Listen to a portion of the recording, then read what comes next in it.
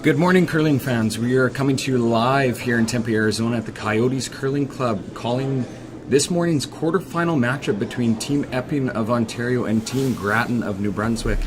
I'm sure we are going to be treated to a great curling matchup this morning between two skips with lots of curling knowledge, experience, and going forward, Grattan and Andy McCain with the lead stone here in the first end. Yeah, both teams strong weekend so far. Epping coming through the A event to get to this game. Grattan coming through the B. Epping has been off for most of the day now. Grattan played last night in their qualifier game. And he's going to come into the house here with his first rock. And looks Looking to keep that center guard maybe a little bit higher, although Epping looks like he is going to ignore it and throw up the corner and try to go for a deuce here in the opening end against Grattan. And I think we saw this from Epping a few times this weekend. They're very aggressive early in the games. They've been playing very well early in the games, so trying to really capitalize on that. Jason Cam's first rock here in the first end, looking for a corner guard. Pat Jansen, Matt Cam, the sweepers guiding alongside, looking a little bit warm here in the first end. Yeah, and they're not quite getting the movement up to the wings there like the one to the center did, so we're not going to see if that stays like that for the game, as this one's going to end up stopping just short. It's a pretty good spot for that. But Jason Cam with the perfect corner guard. James Grattan looking to throw up a center guard to protect his red top button.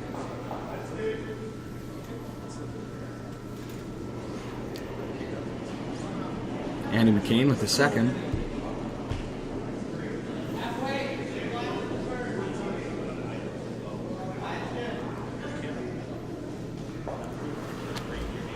Paul Dobson, Joel Kratz on the brush, trying to get this one to curl over to the center line, looking to see if we can get a little bit of action. This sheet has been the feature sheet, obviously, for most of the weekend. A little bit of curl. Most curlers found it to be a little bit dish, but consistent. yeah, as Epping's going to look to maybe play a bump and roll into their corner here. It looks like they should be able to get that amount of curl.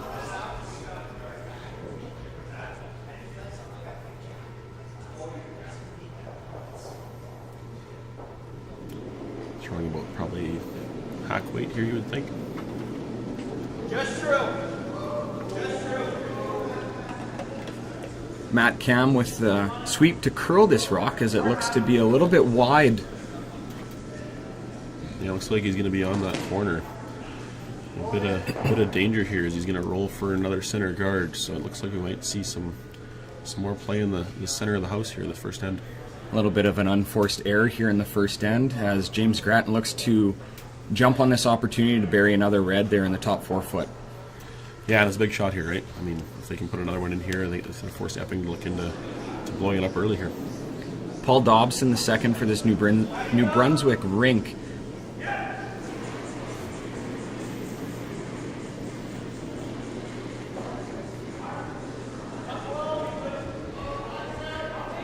Andy McCain on the brush.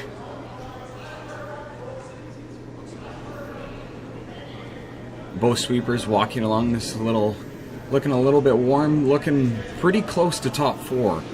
Curling in there nice. Yeah, it's a very, very good looking shot, right?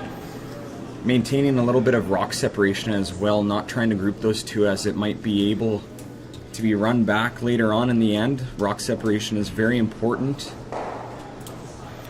And Epping's gonna, as we talked about, right, just blow it up, give himself a chance in the first end here.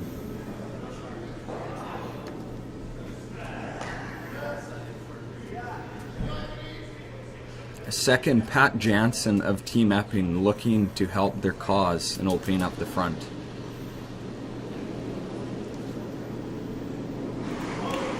Hope he can make contact with the second one here and maybe drive that into the reds that are in the house. Just looking for curl again. He's going to just drive it by it. James Grattan and company looking to replace that high center guard to continue putting the pressure on Team Epping here in this first end. Yeah, if they can keep replacing with a lot of distance, right, it's going to get pretty tough to make that double peel to ever advance themselves and to get into the ones in the house.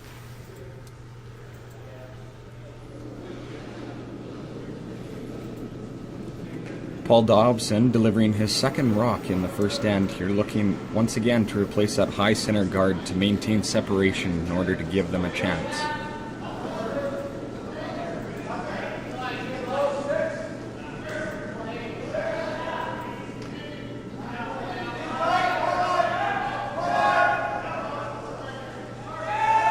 This looks like a pretty good shot here. Keeping good separation on those two guards, but it might left the yellow open if he wants to attack on the yellow, right? Yeah, you really want to maintain separation, but also you want to maintain that guard guarding your own reds. But with that, leaving that yellow open, it kind of gives Epping a little bit of an out. But it looks like he is going to decide to go for the double. And it gives him a little bit of an option, right? With him being staggered, even if he drives it by, he'll at least lose his shooter. Whereas if they're lined up, sometimes you can get a bit of a jam. Pat Jansen looking to clean up the front here. Jason Cam on the brush, trying to get this rock to curl. Yeah, we saw a couple of those, right? A little bit of extra set, maybe. Not quite coming back with those big weight shots.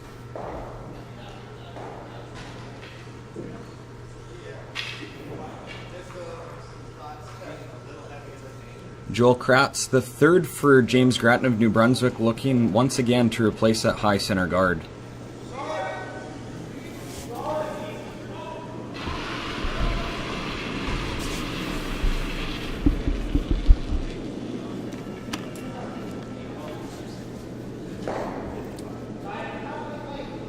Andy McCain keeping his brush down on this stone, trying to keep it clean.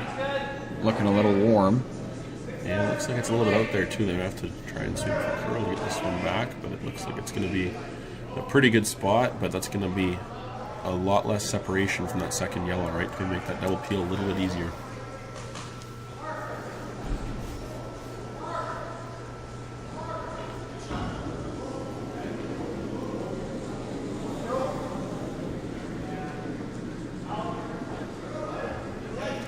It looks as if they are looking more towards this yellow as they are going to potentially run it back into the rings.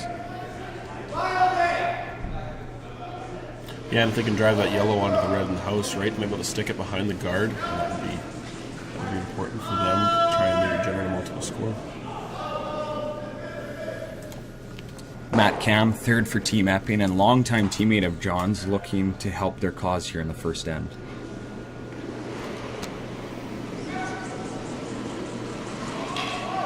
Jason Cam on the brush. And he's going to lose them all. It's a very good shot because the important part of that shot is sticking that yellow behind the guard, right? Because now it's pressure on the other team. A great shot by Matt Cam here in the first end, making that angle stick double to sit buried. Applying the pressure now onto New Brunswick's James Grattan.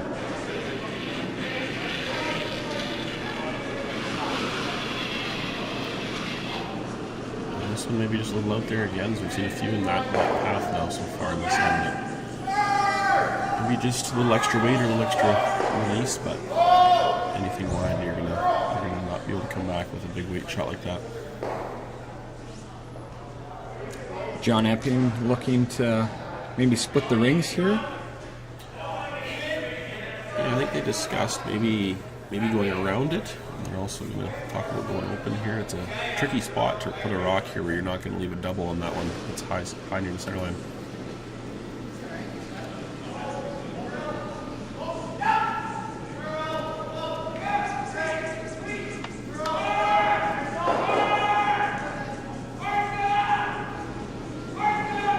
It looks like decisions to the intern and try and get it way out on the wings there.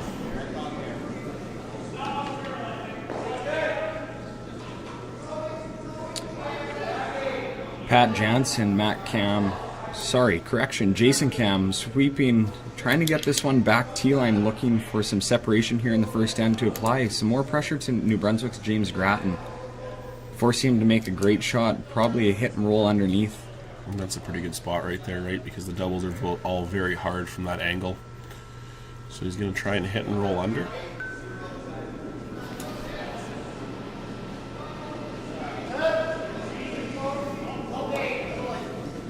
James Grattan and Joel Kratz discussing weight type selection, how important, Logan, is it to make sure that you are throwing the correct weight on these shots, especially when you have to hit half a rock for that roll buried? Yeah, right. Your team's all going to be very much on the same page here. Any more or any less weight is very much going to affect your curl, and you can't have too much curl being affected on a hit and roll shot when you have to hit a very precise spot with the right weight to get this roll to the spot you want. So this is an overall team shot.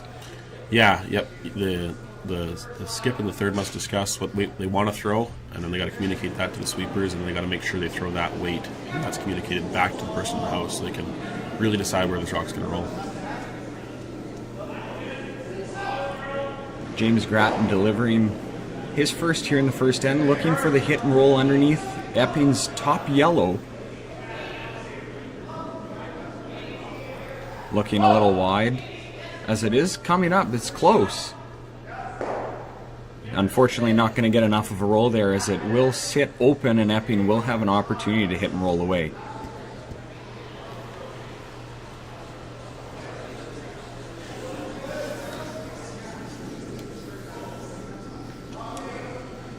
Matt Cam, John Epping talking about which weight also to throw here in the same path. It looked like Grattan threw probably close to a 10-10-5. Gradual curl up the center line. Epping looking to roll the other way, maintain rock separation.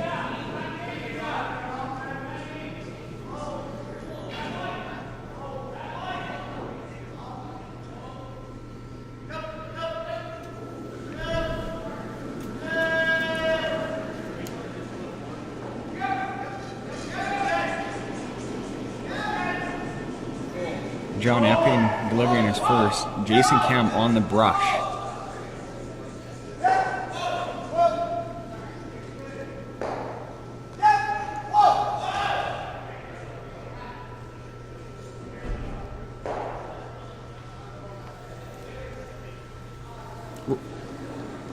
And that's a very nice roll, right? Making sure there's that separation. There's no real chance to roll back underneath that center now because of how far over he rolled. If he's going to roll back to the center, he's not going to be shot. So he's going to look at maybe playing the slash double on the top one to get himself out of this end.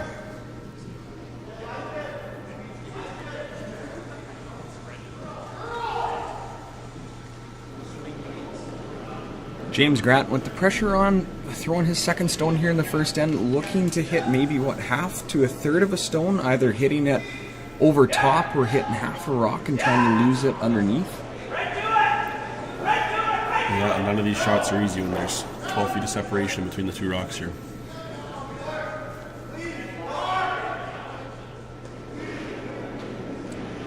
James Grattan with his last here in the first end.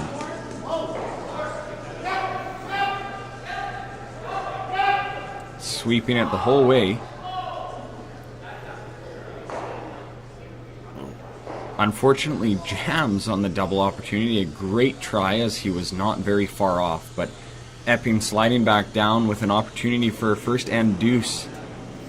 Yeah, and how this end really turned around, right? It looked like all end that Grattan had the pressure on, and then one nice shot from Matt Cam, and it looks like a deuce for Epping here.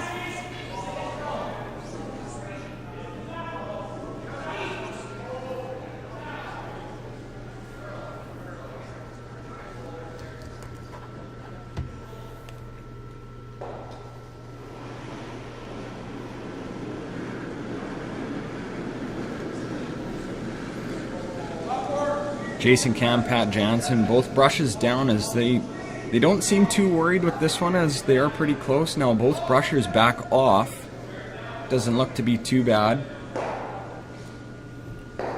14-8 on this one. Looks pretty good. Should glide. Full top button. And that is an open end deuce from the Ontario team. Team Epping 2-0 over James Grattan after one.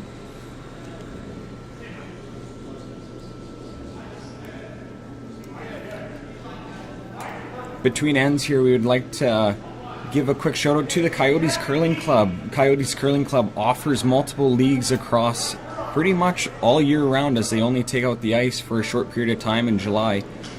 Multiple leagues, learn to curl sessions, great curling club, great ice. Look up coyotescurlingclub.com for your chance to get involved in a great curling club.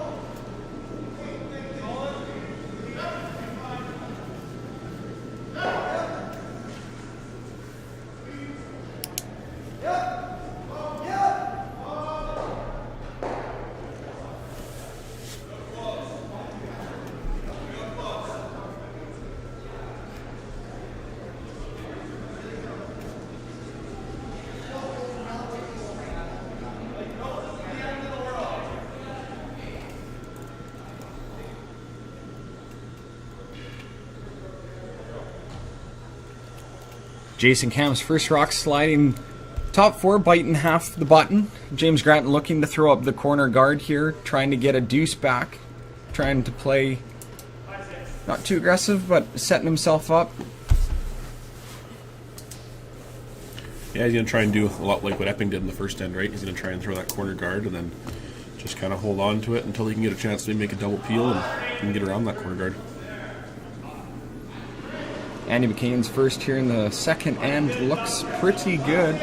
It slides to about that 2.5 range, almost to a 3, but still covers a chunk of the 8 foot here in the second end. You know, it's important on those corner guards to get them farther off center line, right? Because if you get them too close to center line, it's going to be hard to make your draw path later in the end. So when you can get them over like that, it's going to really benefit you later in the end.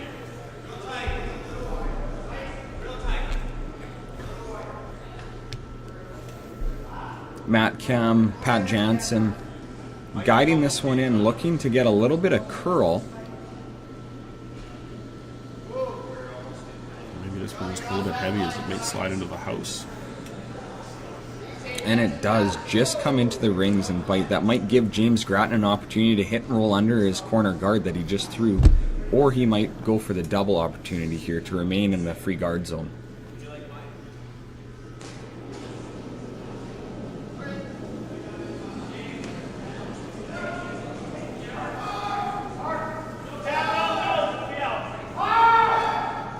Andy McCain looking for the straight back double.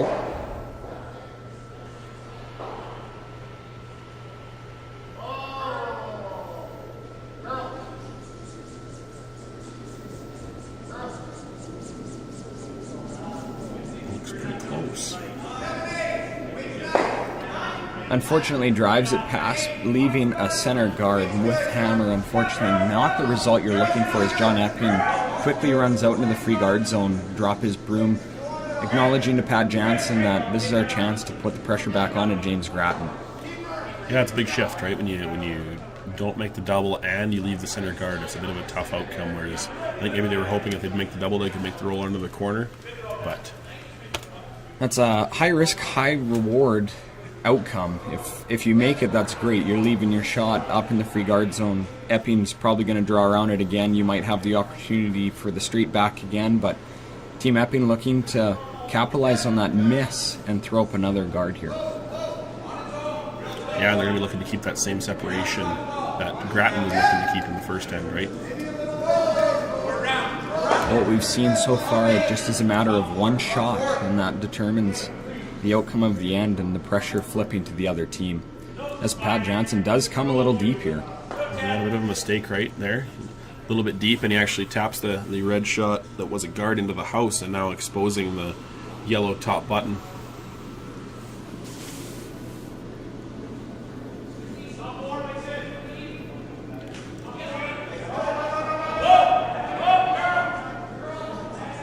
Looks like he's going to try and hit the flop under the yellow that Jansen just threw.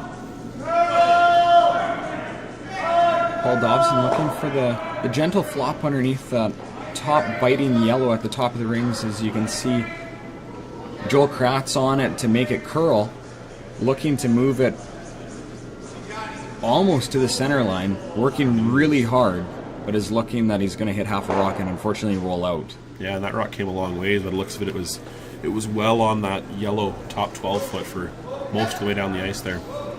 Both teams so far here in the second end, unfortunately not able to capitalize on the other team missing, as that is back-to-back half shots. Unfortunately, Epping once again getting the out here. Yeah, but they're not in too bad a shape, right? There's no center guards this end. They're going to be 2 rocks in the top 12 foot. If they can make a roll under their corner eventually here, or a draw under their corner, they're going to have a chance for a score. Pat Jansen with his second rock. Jason Cam dusting it in, looking for the nose hit.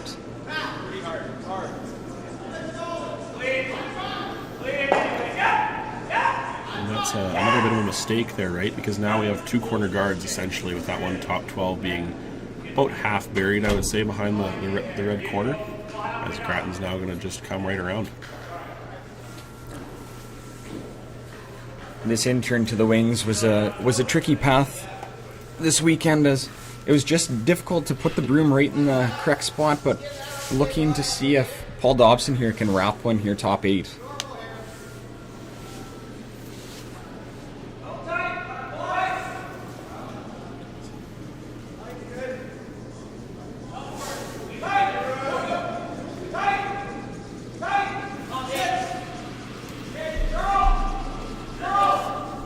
Kratz McCain on the brush here. Dobson's rock looking pretty close, as it might need to curl.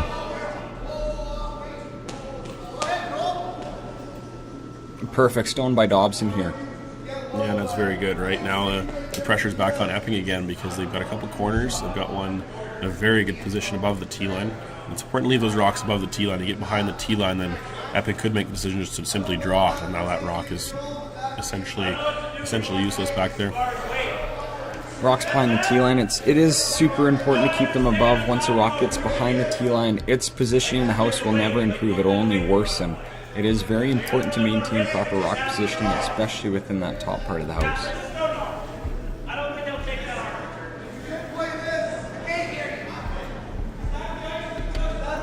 As we look now, we got an update on the Battle of Saskatchewan. Team Kaltoff playing against Team Kleider, both of Saskatoon, as Kaltoff starts with hammer and takes one in the first.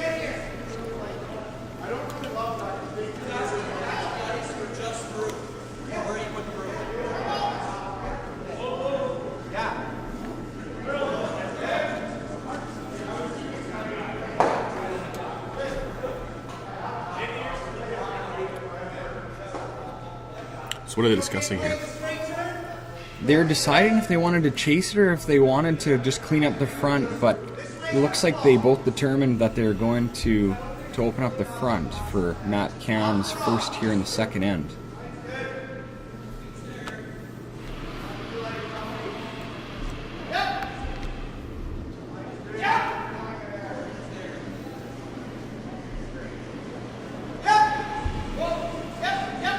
They're going pretty hard on this one.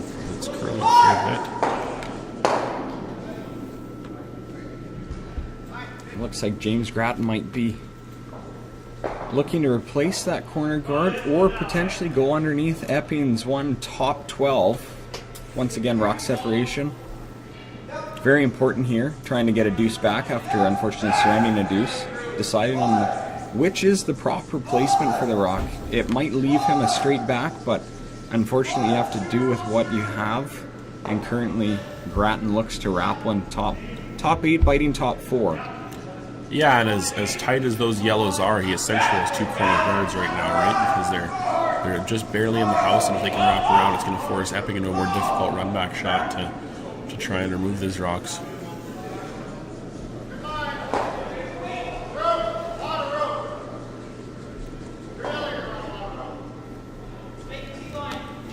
Joel Kratz looking to sink one here, but rock itself is looking a tad warm. Looks like it will hang on. Back 8. Might leave a double opportunity here. Yeah, a bit of a mistake going that deep right now. We got the red rock that's mostly open. And they can either hit and roll or play the double and take out that rock from the end. Looks like they're going to take a crack here at the double. Even if you were to hit this red rock a hair thick and roll under your yellow, it's still pretty good shot here for Team Epping. Looking to go for the kill shot here in the double here in the second end.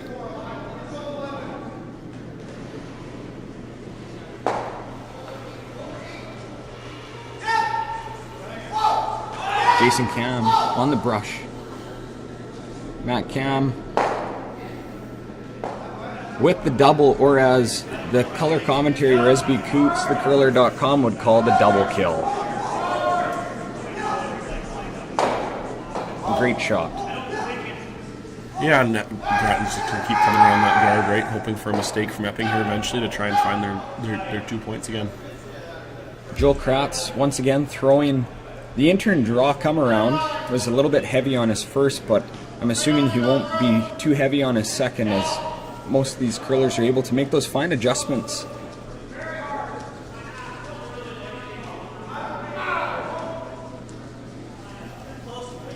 Both Dobson and McCain on the brush here, trying to get this one to sit top 4, and a great scrub by McCain and Dobson. Yeah, that's really where Joel was hoping to put his his first rock, right? I mean, if he can put it there, there's no double takeout, and now if John can plant this, steal opportunity possible.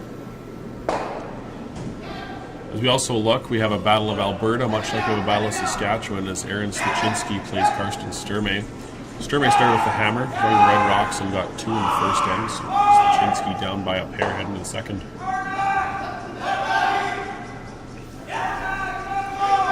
John Epping looking for the straight back here in the second end. Apply the pressure to New Brunswick's James Grattan. And they're going for curl on this one. It looks pretty close.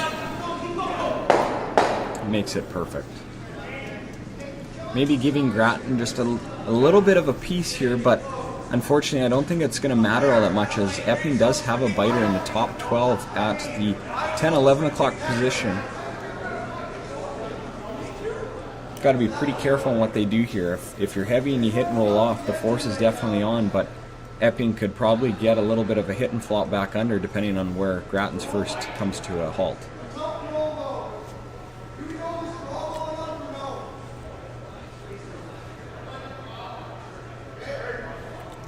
And our last quarterfinal matchup here, we have an American matchup as John Schuster plays Craig Cochin.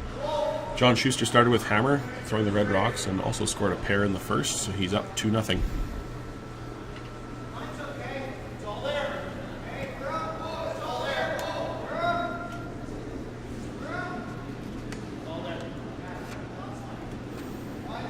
James Grattan and his team from the Oromocto Curling Club in New Brunswick still discussing what should be the proper shot here in the second end.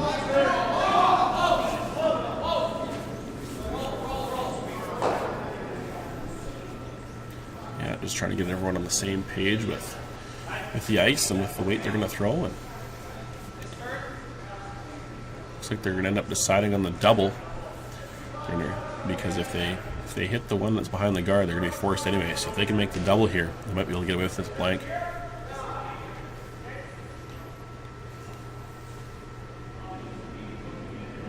James Grattan looking to clean up the house a little bit, throwing the intern double. Paul Dobson on the brush. He looks close here, Logan. And he's just going to get under. That rock curled up a little bit late. But now opportunity for Epping to really apply pressure, right? I mean, they got on the top of the 8 foot, they got a guard, and they're going to apply a second one and maybe go for a steal now. John Epping looking once again at multiple options.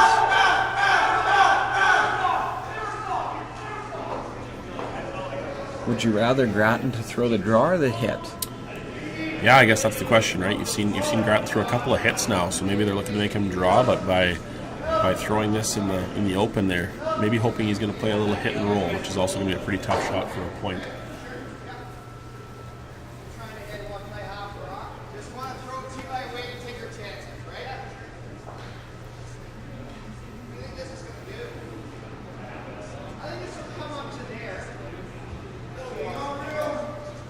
John Epping ready to throw his last here in the second end. Throwing an intern draw, which looks to be the side of the 8 foot. Jason Cam, Pat Jansen walking beside it, have not laid a lick to this one yet. It does look a little warm, but Pat Jansen now addressing the stone, now backs away. Yeah, this should be all right. Joel Kratz trying to get it out, but it does stop back 12. So that'll do the trick, right? The force for sure. Forcing Grattan to throw the out-turn draw to the full 4 foot for his point here in the second end. Epping looking for the solid force. Yeah, it's been a couple really good ends for Epping so far, right? Very precise. They've gotten something out of every shot, which is very important. They can't have any shots if they don't get anything out of them. So they've had Grattan chasing. Grattan here, addressing his final stone here in the second end. Out-turn draw, looking for full 4-foot for his point here in the second end. Dobson, McCain getting on it a little early. Don't look too worried so far, as the both of them now back right off. This one seems to be curling a fair bit, so the speed should come off of it. Once again, just cleaning this rock, looking for the full 4-foot for their point here in the second end. And they get it right to the pot here. John Epping with the force here in the second end. Hammer once again flips back to Epping in the third end. We're going to a short little break here in Tempe, Arizona. Thank you very much, and we'll be right back.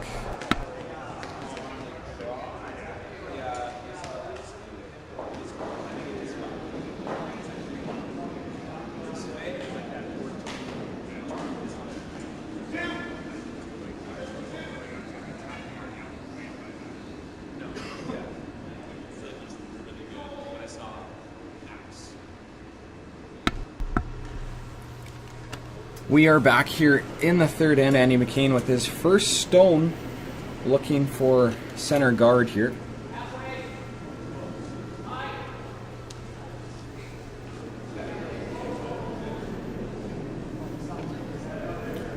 Yeah, you know, look to throw up to the center here, apply some pressure this end. It's really try and find a stolen point. Andy McCain with a perfect center line guard here, right in about the 2 zone here, but John Epping looking to draw around top 4 with Jason Cam's first here in the third end.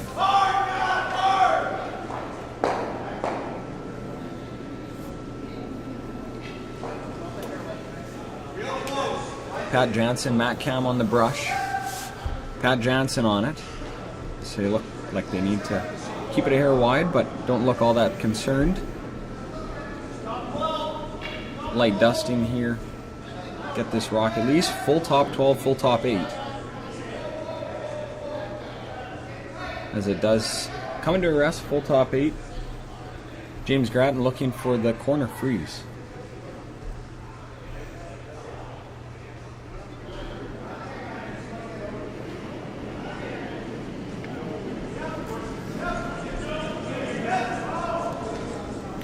And this is going to be an important shot. If they can get a good freeze here, that's what sets your whole end up. If they don't take advantage of this opportunity, they're going to have a struggle to put pressure on Epping this end. You know, both skips here in this game are accomplished curlers over their time.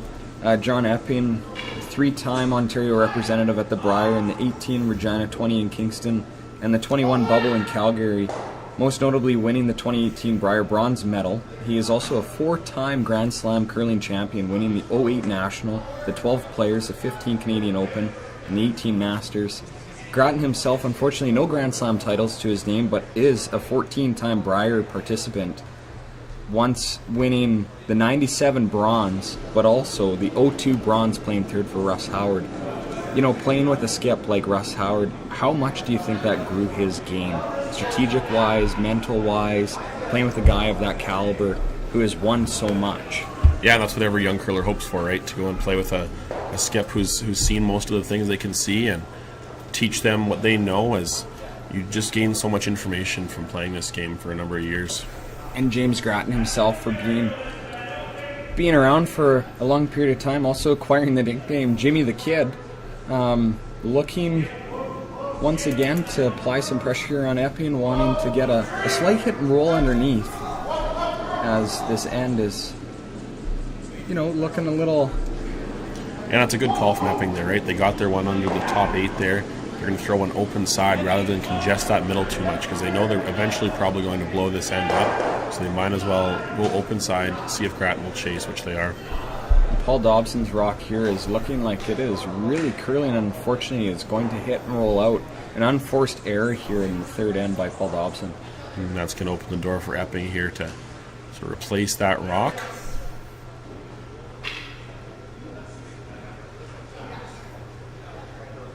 And you can see where they're giving for ice here to head out to that middle 12 section. Seeing much more curl toward the center than to the wing, but I think it's been very consistent all weekend, and it's been looking good. Pat Jansen here with the intern draw, looking to replace that one that was just removed by Paul Dobson. Both sweepers have not addressed this stone as of yet, as it does look a little warm. Yeah, and it's important to keep this one. Normally you're trying to stay above the tee line, but this time I think you're trying to go at least to the tee line, maybe deeper. If you're above the tee line, it's going to leave the opportunity for the hit and roll. So that's a very good position right there. It's Pat Jansen with a perfect shot here. Exactly what Epping asked for.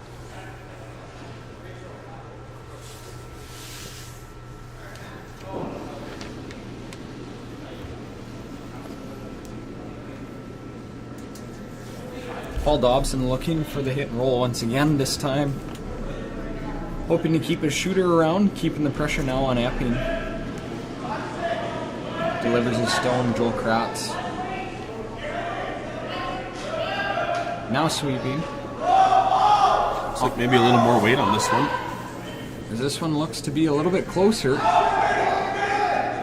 Hits it a little bit, hits it pretty good, I'd say. Yeah, that's about as good as you can do, right? I mean, that's really going to generate the offense back to the center, and John recognizes that, just going to blow the end up now.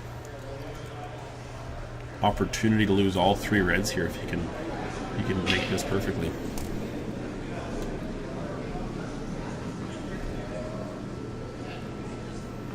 Pat Jansen with his second rock here in the third end, looking for a double peel, maybe to clean up the front here for John Epping. Yeah, just drives it by. We've seen a couple of those from Jansen, the intern, just sweeping for curl the whole way, which is pretty tough to do to make a peel curl. James Grattan now thinking of what should be the proper call as they look to replace that high center guard. Yeah, I think it's about trying to go high again, right? Because too deep, you know they're playing the run back, so you might as well give yourself a chance to make it a little bit more difficult for them. Joel Kratz looking to replace that high center guard that was just removed by Pat Jansen.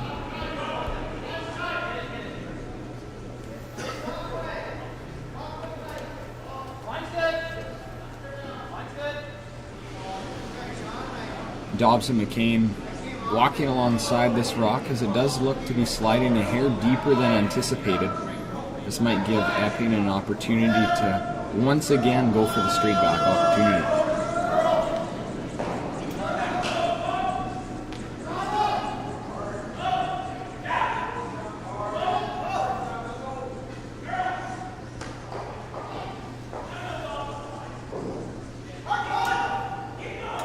Matt Cam looking to clean up the front here for Team Epping, throwing the out-turn peel.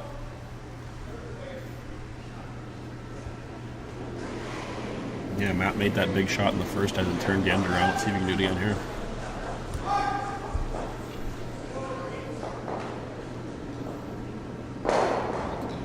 here. Great shot by Matt Cam here. Once again, cleaning up the front of the house here for Team Epping. Looks to swing the momentum back in Epping's favor. Grattan looking to replace the high center guard that once again that was removed. And they're going to look for a little more separation this time, but there is a little more danger now that that red rock's not protecting the yellow. The yellow back to the red is going to be in play here for sure.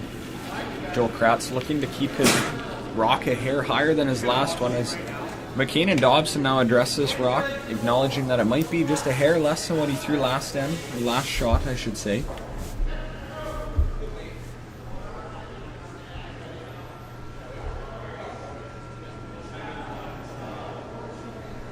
As this one is much better.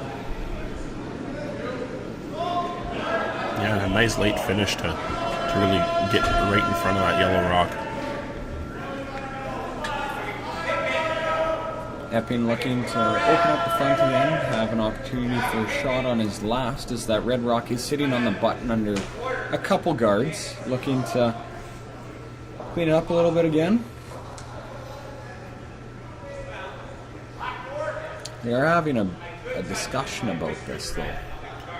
Yeah, I think what they're discussing is whether it's worth to try and run that rock back or if just straight peel would be the call here. A lot of danger in that straight back run back, right? If it were to drive the yellow by the red and you maybe leave your center guard, then you're going to be chasing.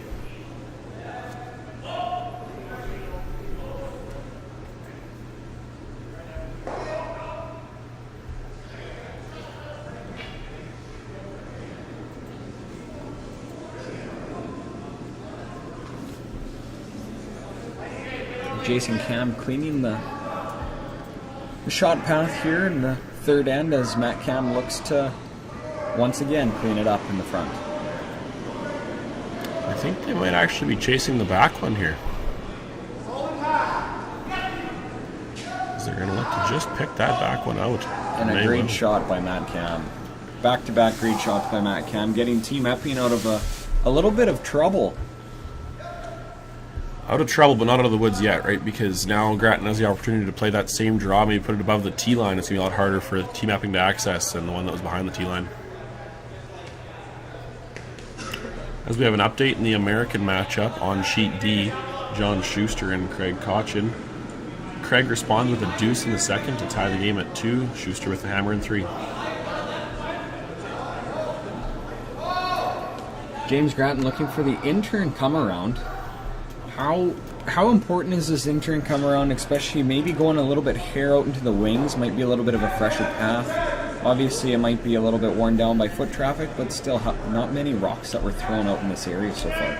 Yeah, and I think normally that's the case. I think here in this club we've seen a really good surface so far early in games going out into the wings like that. It's not necessarily as slow out there as you would see in some of the clubs, which can actually fool teams because they're out here thinking that it might be 10, 12 feet slower out in the wings like that when it might only be a foot or two difference. Fortunately, it looks like James Grattan is going to pull up a little short here with a 15-8, and unfortunately Rex on Team Epping's guard. John Epping himself looks to choke off that draw path. And this is an opportunity for big pressure, right? I mean, if they can draw a second one in there with hammer, it's going to be tough for Grattan to remove either of them. So they might be looking at an opportunity for 3 here. Team Epping discussing all options of what should be the proper placement of their last tool to apply the most pressure to New Brunswick's James Grattan. Looking at multiple different paths as the outturn has been a little bit straighter here this path. Looking once again just to sit full top 4. Yeah, and in the matchup on Sheet A, the Alberta matchup between Team Aaron Sluchinski and Karsten Sturmey. Blank end in the second for Sluchinski, down 2-0, heading to the third with hammer.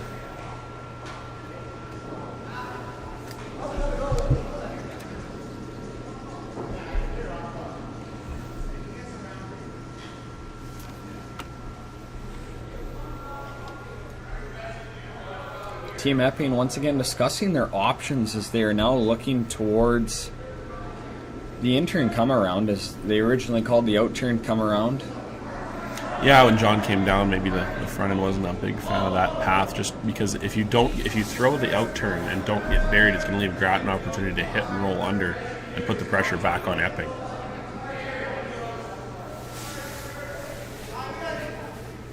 Looks like they're going with their original call after a brief discussion.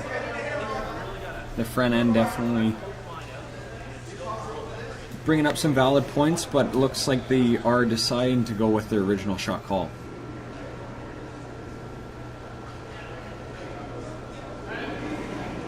John Epping with his first here in the third end.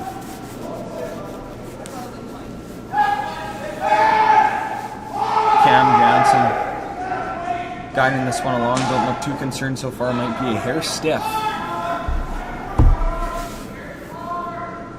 And a 14-1, full back 8, back 12.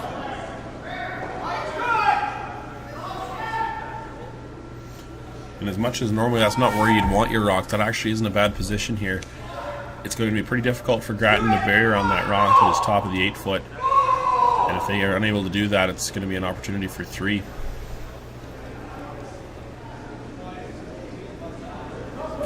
Team Grattan looking at the same draw path that unfortunately just fooled James Grattan, looking to get out to the stick here and maybe just throw a little bit more weight. Do you think it was just maybe a little bit soft, or?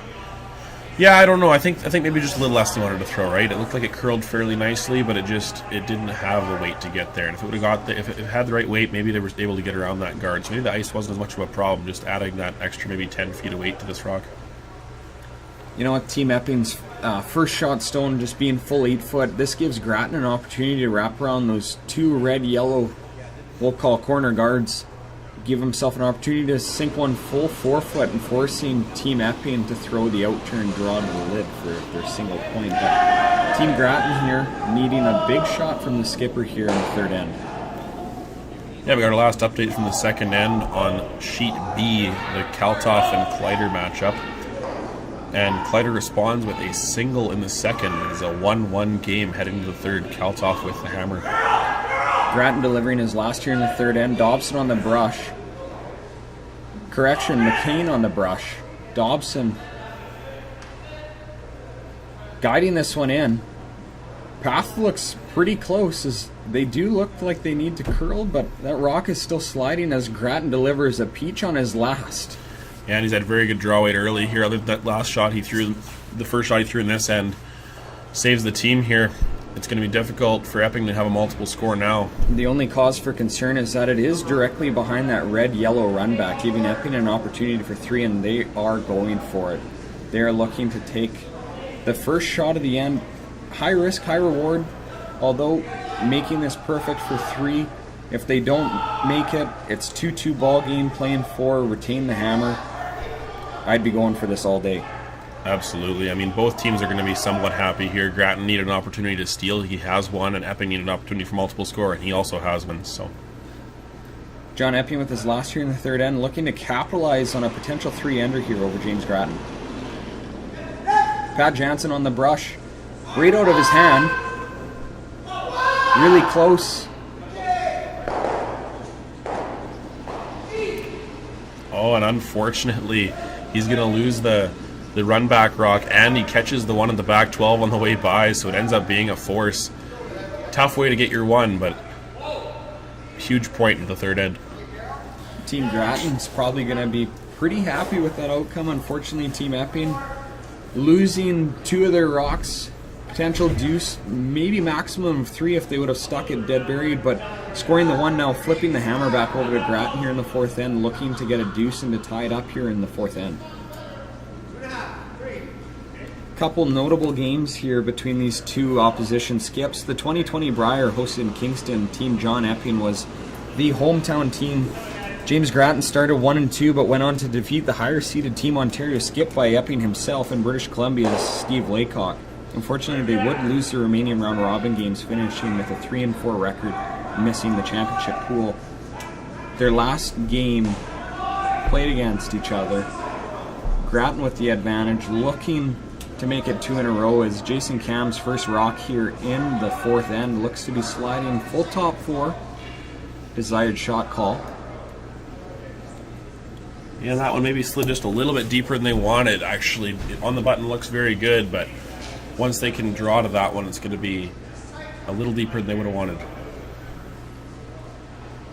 Andy McCain looking for corner guard here in the fourth end.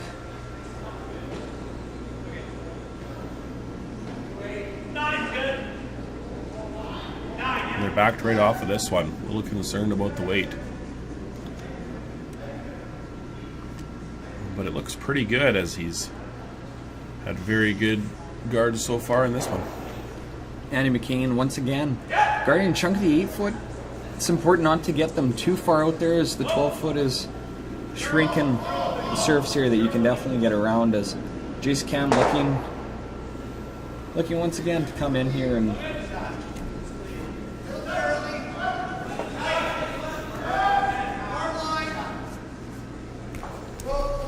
looking to come into the top 8 or just shy here, Logan?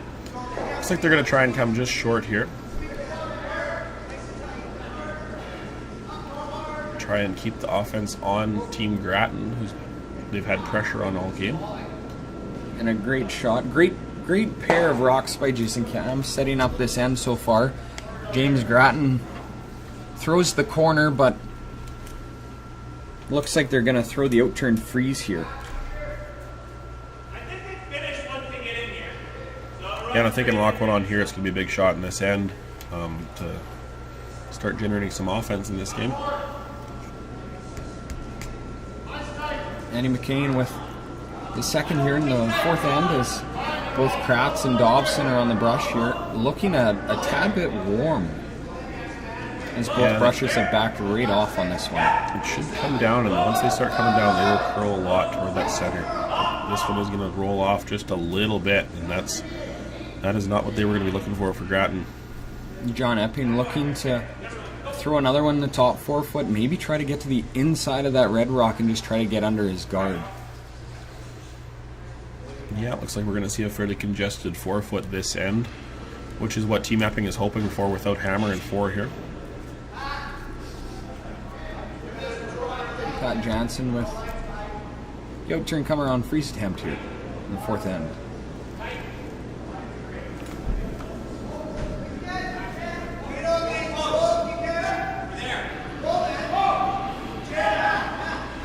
Cam Brothers looking to make this one curl across as it is hanging a hair out there. This is unfortunately going to hit maybe a quarter of the stone and roll back 8 foot, giving Team Grattan an opportunity to once again get one either top 4. It looks like they're going to play a slight tap, it looks like. Yeah, we've seen a few of those from Pat so far.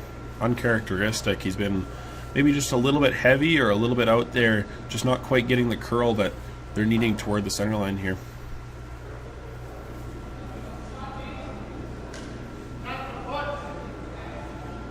As we look over to sheet D, the American matchup, Team John Schuster is going to concede a steal to Team Craig Cochin in the 3rd end. So it's going to be 3-2, Schuster trailing with the hammer in 4. Paul Dobson delivering his first rock here in the 4th end, looking for the out-turn freeze attempt as Joel Kratz is walking alongside it, as it does look pretty close here as Kratz now is on the brush. Looking to play the little bit of a tap, but again, just like Jansen's, just catching a little bit of a piece, but rolls to a not terrible spot, but unfortunately not the shot called. Yeah, that's a tough there. Multiple kind of half shots in a row is what's really gonna hurt you in these big games, right? So if one of these first team to capitalize, they can get in a good position this end. Team Epping discussing the potential double opportunity here with Pat Jansen. Pat Jansen able to throw the big up weight, probably peel. Looks like they're going to throw the out turn. We had seen them a little bit out wide with 2 in-turn peels earlier in the game. Let's see what happens with the out turn. Jason Cam guiding this one along, looking, maybe hitting this one a hair thick. Unfortunately does not remove either one of the reds, as he did unfortunately remove one of his yellows, this giving James Grattan an opportunity to tap the thrown rock maybe back 12 right where the TES Coyotes is. Build a little bit of a wall. How important is that to kind of junk it up a little bit, especially when you're down? Yeah, as much as you want to junk it up too, you also gotta keep yourself in the game, right? So you want to make sure you're having a chance to score and score multiple points, and by Jansen not removing any of the reds in that last shot, it's going to leave him a chance here to sit shot and then 3rd and 4th shot, which will be important.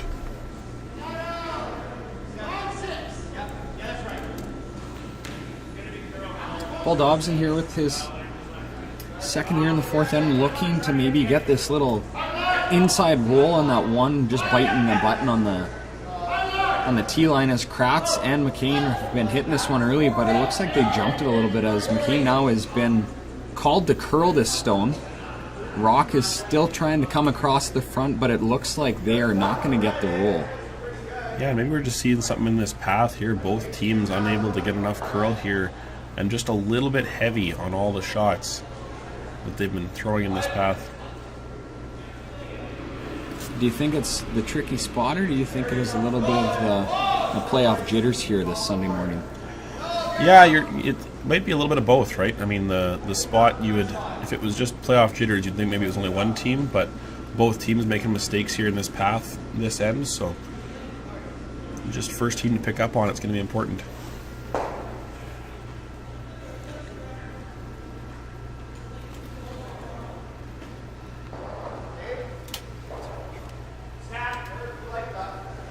Matt Cam with his first year in the 4th end, looking for the double and maybe a little bit of a roll underneath, as they do just get to nose. not getting that roll underneath. James Grattan looking possibly hit and flop on top of that yellow, maybe throwing a little bit lesser of a weight, as if you throw probably a 10, you might be going a little bit too far over the top.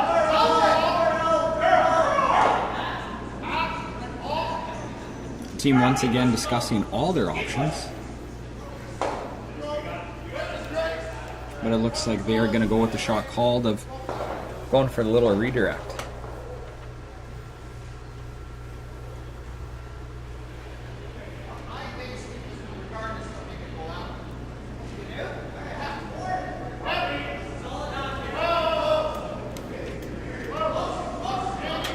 Joel Kratz first here in the fourth end as Dobson's now hit the brush.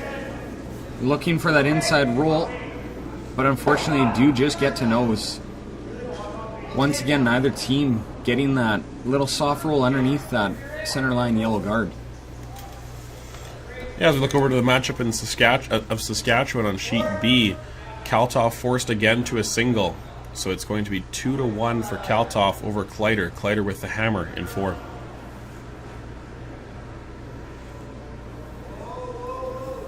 Matt Cam with an opportunity to try to go for the soft roll underneath again, as neither team so far has had the opportunity to do so, as this spot, both rocks have tracked and just gone straight.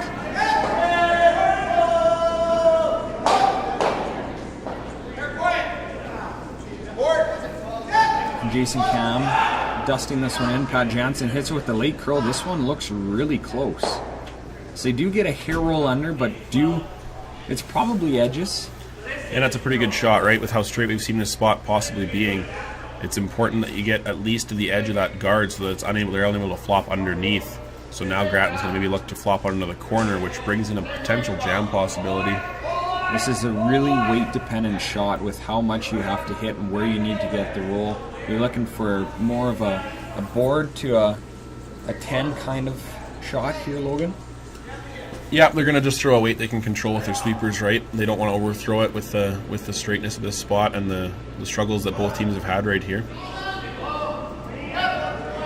Dobson with his brush down here as both McCain now jumps in on the action. It looks like this spot is tricking both squads, as Kratz is looking to hit this one just a little bit too thin. It does look to jam, and it unfortunately does, but it does spill the yellow shot stone to third shot as Epping is still sitting shot underneath that center line guard. Yeah, that's another big miss there, right? A little bit too straight, and they're going to lose their shooter and probably lose any chance of a multiple score this end.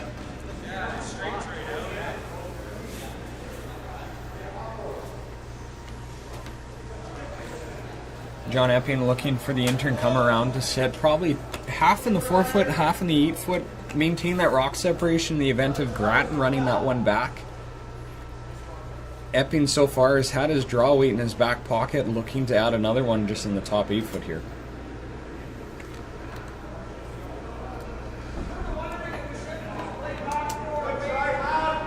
John Epping with his first here in the fourth end, looking to apply the pressure on New Brunswick's James Grattan. Jason Cam says they cannot so far. Yeah, this one might be a little bit warm, but if it's going to come off and start curling, the speed may come off. Will it be enough? A lot of rotation on this stone. That's really going to carry it through the curl, the rotation. Unfortunately, it looks to be just that 2-3 feet heavy. Unfortunately, the sweepers weren't able to sweep that much of the way, only at the last little bit to attempt to make it curl.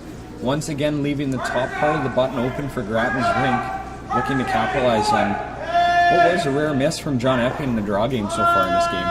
Yeah, and we've seen James with some really good draw weight early, so if he can just get a hair to the inside of that rock just thrown by Epping and tap it back beside the other yellow, he'll be leaving a pocket and his rock in front, and the opportunity for multiple score is back on. And there was a multiple score on sheet A in the Alberta matchup between Sluchinski and Sturmey, as Sluchinski responds with a deuce in the third. Tie game, 2-2, heading to the fourth. Sturmey with hammer.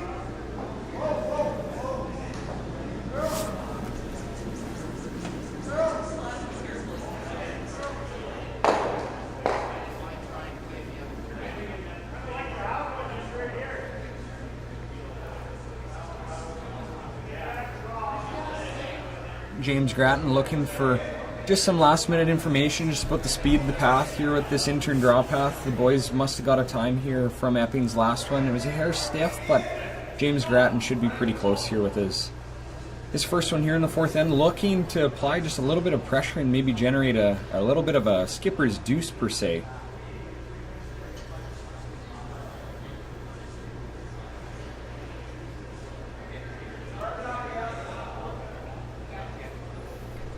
Dobson McCain on the brush here early.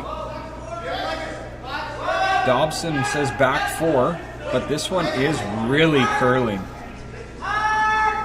McCain on the brush to try to keep this straight, but it looks like it is going to get to the inside of this stone. It is really close, but they can't catch a little piece of it and roll off. Oh no.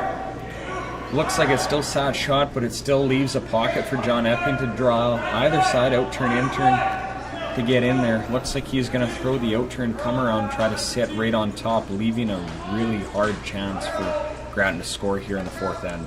And that's where the releases just change your ice so much. Both skips have very good releases, but at the end of the day, they are very different. And Grattan reading the path that Epping threw may have changed his vision of it a little bit, because his are going to run very different than Epping's will, with a much larger rotation on Epping stones than Grattan's.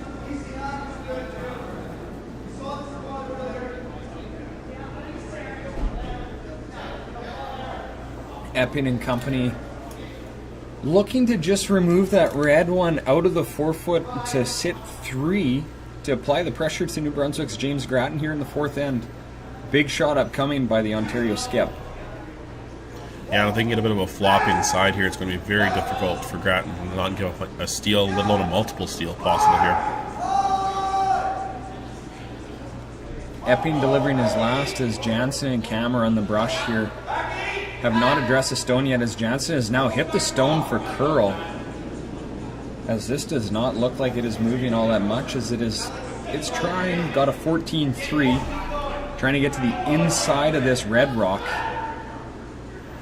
And just another mistake in that path where we've seen some rocks run very straight, and with a mistake from Epping, we're now looking for a Grattan deuce once again. Grattan acknowledging that he believes that his red is shot. Yeah, they both look very close. It might be worth it just to tap that yellow back for safekeeping.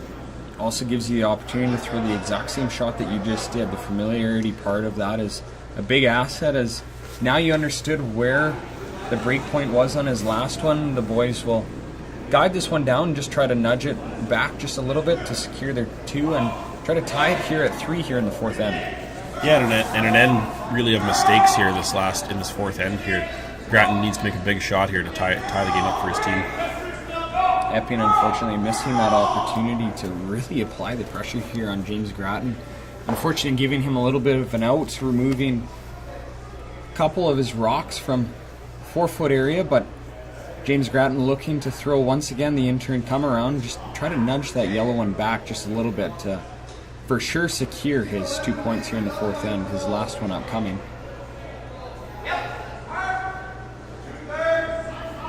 McCain on the brush as Grattan called for the early sweep, and as Dobson has now jumped in, as this rock is coming down, looks pretty good, but they need to stay on this the whole way.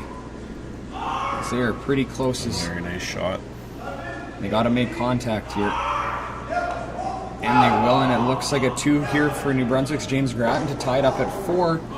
At the break, it is 3-3. Epping with hammer in 5th, and we will be right back.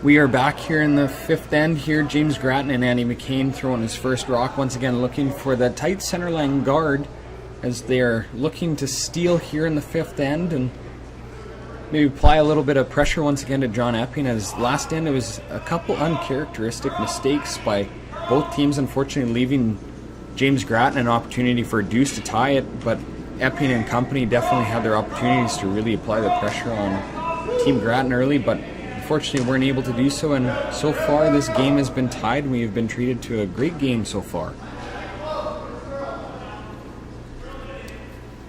Fun little tidbit from the Coyote Curling Club. This building opened in 2014, but they played previous at the Ice Den in Scottsdale from 2003 to 2014. Fun fact about this building, it actually used to make the outside fuzz for Penn tennis balls.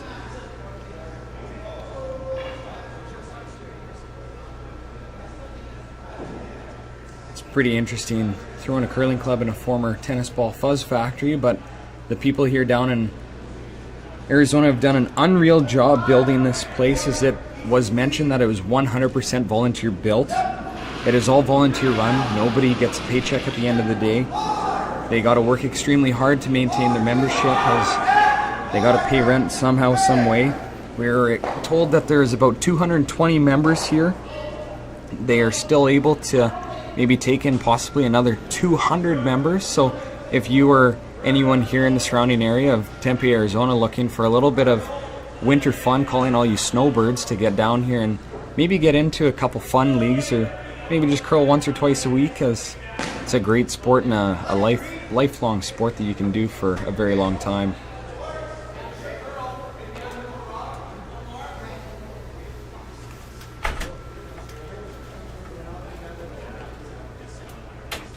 As John Epping and Jason Cam look to remove this red one that unfortunately whipped off Epping's top yellow, as Jansen addresses the stone and hits it a little bit early. Now he backs off as Matt Cam now takes over and tries to encourage the curl here, looking for the inside roll, and does get it. Yeah, we look over to sheet D, the American matchup with Schuster and Cochin. And Schuster responds with a deuce in the fourth to lead 4-3, heading to the fifth. Cochin with hammered.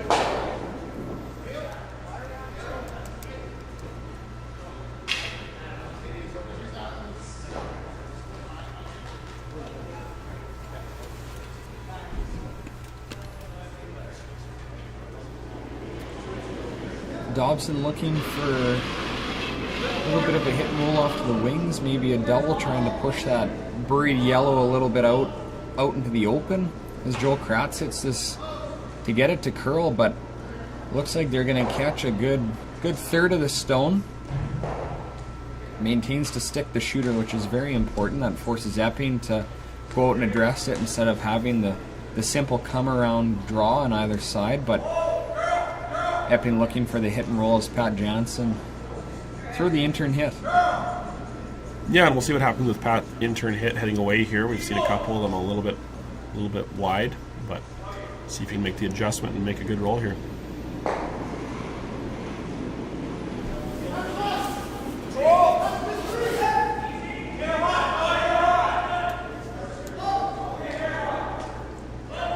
Pat Stone coming down here as they're looking to get maybe 2/3 to a third as they roll, but this looks like it might roll just perfect. Pat Jansen with the perfect control weight hit and roll buried, as now James Grattan is forced to run his own redstone back. Yeah, and a very good shot from Pat there. Needed a big one from the second, and he delivered. As James Grattan in the situation, not having the hammer after scoring the 2 in the fourth end. Not ideal running back your center line guard, but it looks to be what has to happen, as Epping has got some favorable rocks and positioning there in the house. As Dobson delivers his first. Correction, his second. Yeah, that's just going to drive it by, as we've seen a few of them there. And now Epping has to make a decision with hammer whether they are interested in throwing a center guard, which is not something you'll typically see, but when they're in a good situation like this, it might be the play.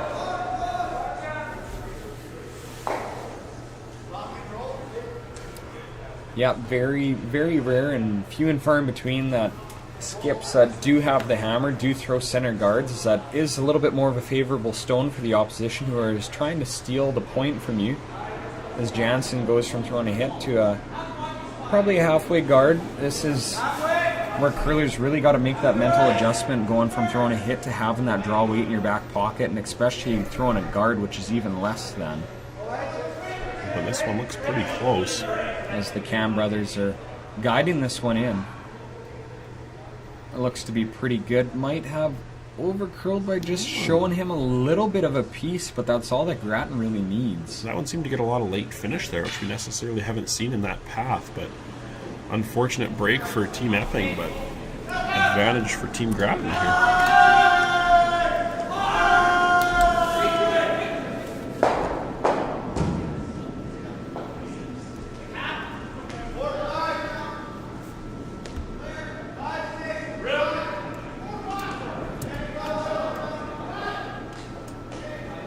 As Joel Kratz looks to throw what board weight intern opportunity here to try to remove that one top 12 and stick his shooter in the wings.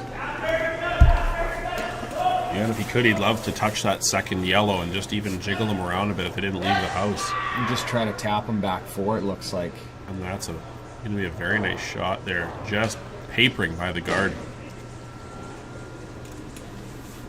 Still leaving Epping two-shot stones, as they were looking to maybe push that one right out of the house. Unfortunately, it did curl up a little bit, and it almost got to nose, but Epping looking to throw the intern, mentions to throw the intern draw, but they're looking at multiple different options, but do settle on that intern come around. And it's still, Grattan must be happy, though, in the fifth end here. Looking much better than they were a couple shots ago. Now they have a red in play they can see half of, and maybe potentially the out-turn draw or tap on the shot stone.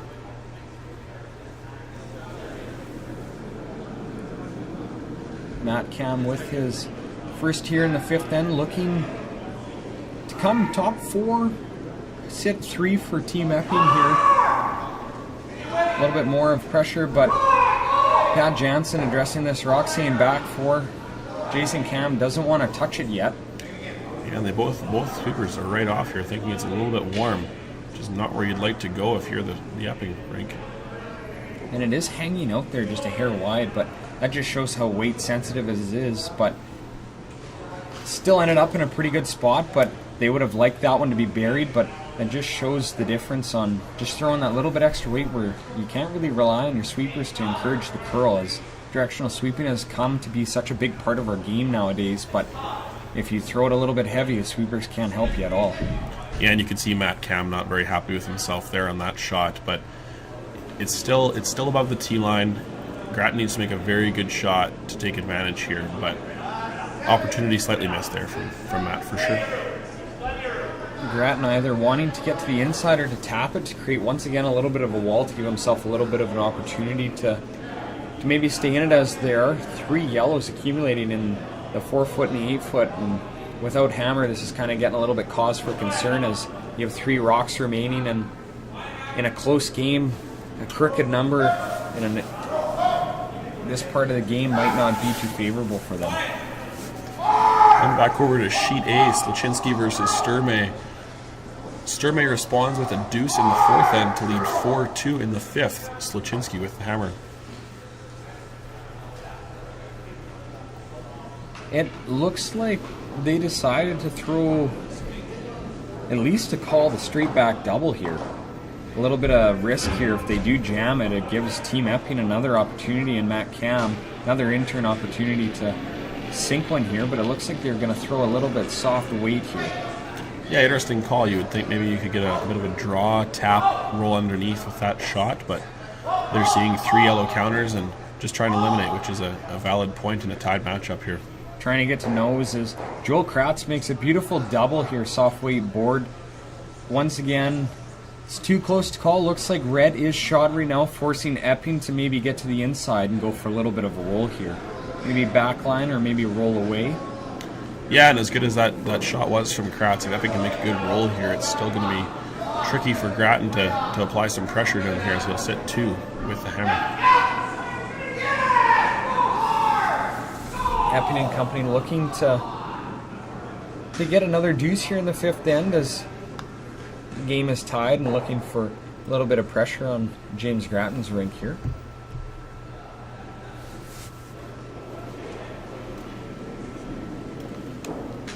Is Matt Cam with his second rock here in the fifth end. Pat Jansen on the brush trying to keep this one straight as he has backed off now. Jason Cam now on the brush to encourage, and Pat Jansen now back on. Looking for this slight inside roll, and he makes it perfect. Can't bank on Matt Cam missing back-to-back shots. Yeah, very nice shot from Matt there. It's going to be, like we said, difficult for Grattan now to apply some pressure. He's limited on options. He's going to maybe potentially have a tap on his red, or a bit more risk. He could be playing at the shot rock with the out turn, maybe a little bit more weight. But looks like they might be looking at the run back here, which is not what you want to be looking at when you're a skip. Two buried, double guarded on your first without the hammer. Yeah, looking to really simplify it for himself, but unfortunately has been tasked to throw a little bit of some harder shots in this game last end, allowing himself to have a draw tap for his deuce and to tie, but James Grattan looking to maybe throw a little straight back here and try to just stick it corner frozen, forcing Epping to draw wide side and around, maybe sliding a little bit deep and giving Grattan an out. Yeah, and you don't have to throw a ton of weight here, right? If you can stick this red on either one of those yellow rocks, you're going to be in a good position to remove either one of them on your last, or you could potentially draw on your last. James Grattan and company is still discussing this shot call. Decide that is the shot appropriate for the situation as Grattan is getting ready to deliver what will be a very important shot here in the fifth end. Just cannot be close to that yellow guard. Yeah, and they've all been important for James here so far in this game. It seems like he's had some pressure on him, but he's delivered for the better part of this game so far. Kane and Dobson acknowledging that this might be just a little bit more weight than what they asked for as Dobson now hits the broom to curl, and this rock is out there. But very good sweeping for curl there, and it came back a long way as he was his second shot. Most importantly, keeping a shooter around. So now John Epping has two rocks that he now has to worry about, giving Grattan two options.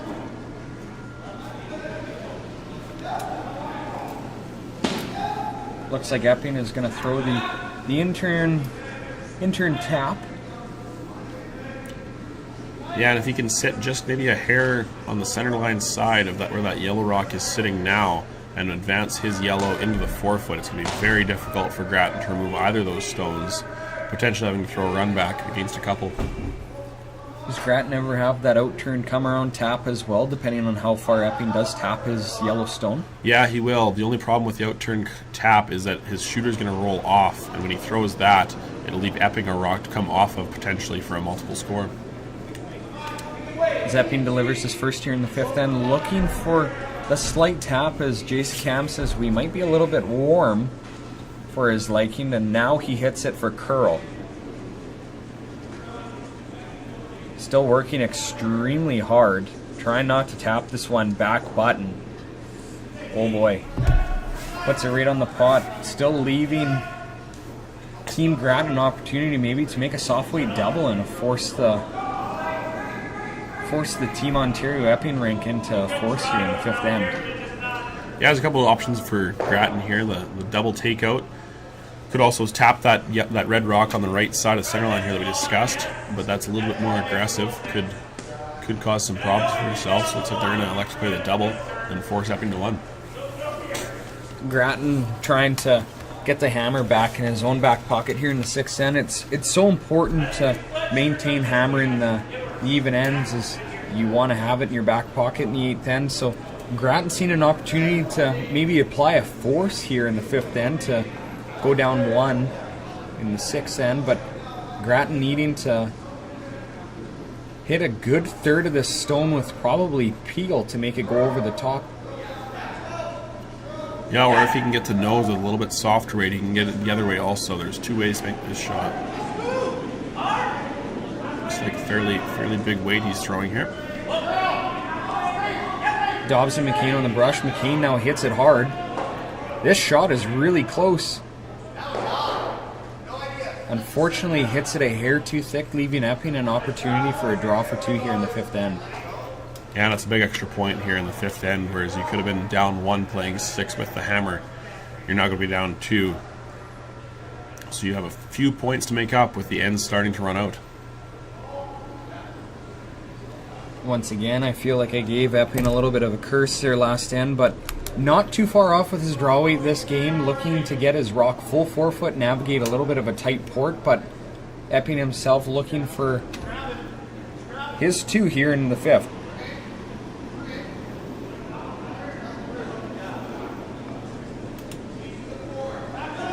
Jansen and Cam addressing the stone, don't look overly concerned, but both now hit the brush hard. Path looks pretty good so far. 15-3 should be full top 4. As now both sweepers just guided in. A great shot from Epping and company here, and getting their 2 back here in the 5th end to go up 5-3 over New Brunswick's James Grattan after the 5th end. James Grattan looking to respond in the 6th end with the hammer. We look over to the Saskatchewan sheet, the Kaltoff-Kleider game. It was Kaltoff stealing a point in the 4th end to gain a 3-1 advantage over Kleider in the 5th. Kleider with hammer, 3-1.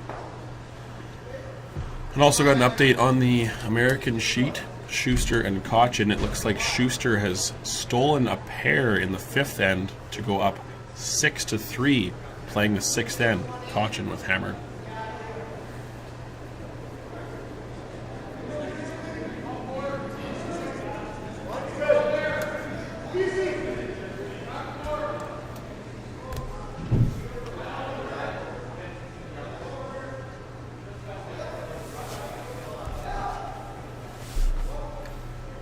The Golden Wrench Bonspiel has been around since 2016. Unfortunately, both years of 2021 and 2022 canceled due to COVID. Mentioning a couple past winners here, the 2016 champions, Pat Simmons, John Morris, Carter Rycroft, and Curling Canada CEO Nolan Thiessen. 2017 champions, Mike McEwen, BJ Neufeld, Matt Wozniak, and Denny Neufeld. 2018, once again, Mike McEwen running it back, but with a little bit of a different lineup, as BJ Neufeld wasn't able to make it, as Pat Simmons filled in, Matt Wozniak and Denny Neufeld. But Mike himself made it a three-peat as he came down in 2019 with his new rink after the 2018 Olympic trials have concluded, as Mike McEwen, Reed Crothers, Derek Samolgalski, and Colin Hodgson won the 2019 Golden Wrench Bonspiel. So far, great event. Any of you have seen the trophy, it is very unique, very nice, big golden wrench. Be nice to have on your mantle at home.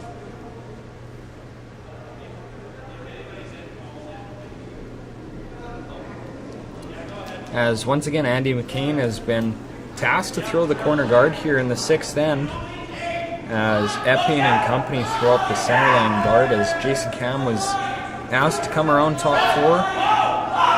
Once again, set up the end for Team Ontario here.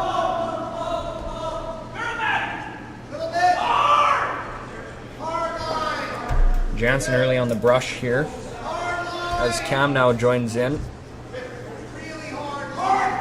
This rock is really diving towards the center line. Jansen working really hard to get it by. Unfortunately, they do tick. A little bit of frustration from Cam there. An opportunity.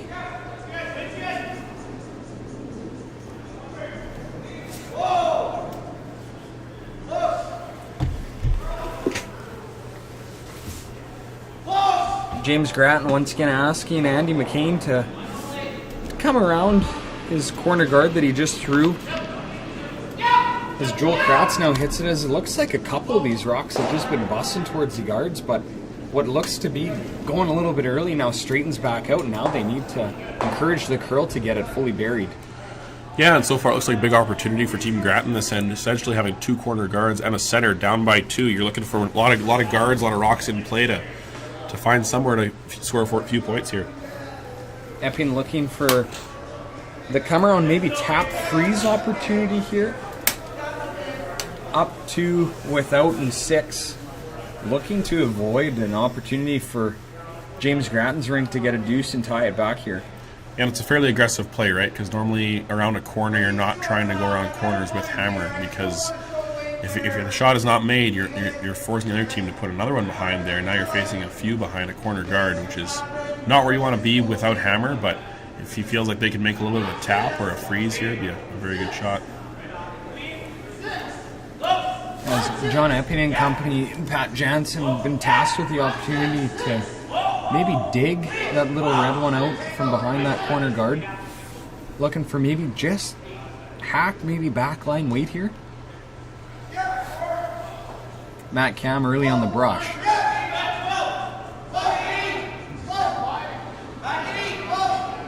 This one is looking pretty close, is now Cam back on the brush. Matt Cam, that is. As now Jason Brother takes over. Trying to poke this one maybe out in the open, maybe remove it fully from the rings. Unfortunately, he does not remove it fully, and this gives Grattan an opportunity to maybe tap it back and get a little bit of a hair roll under as well.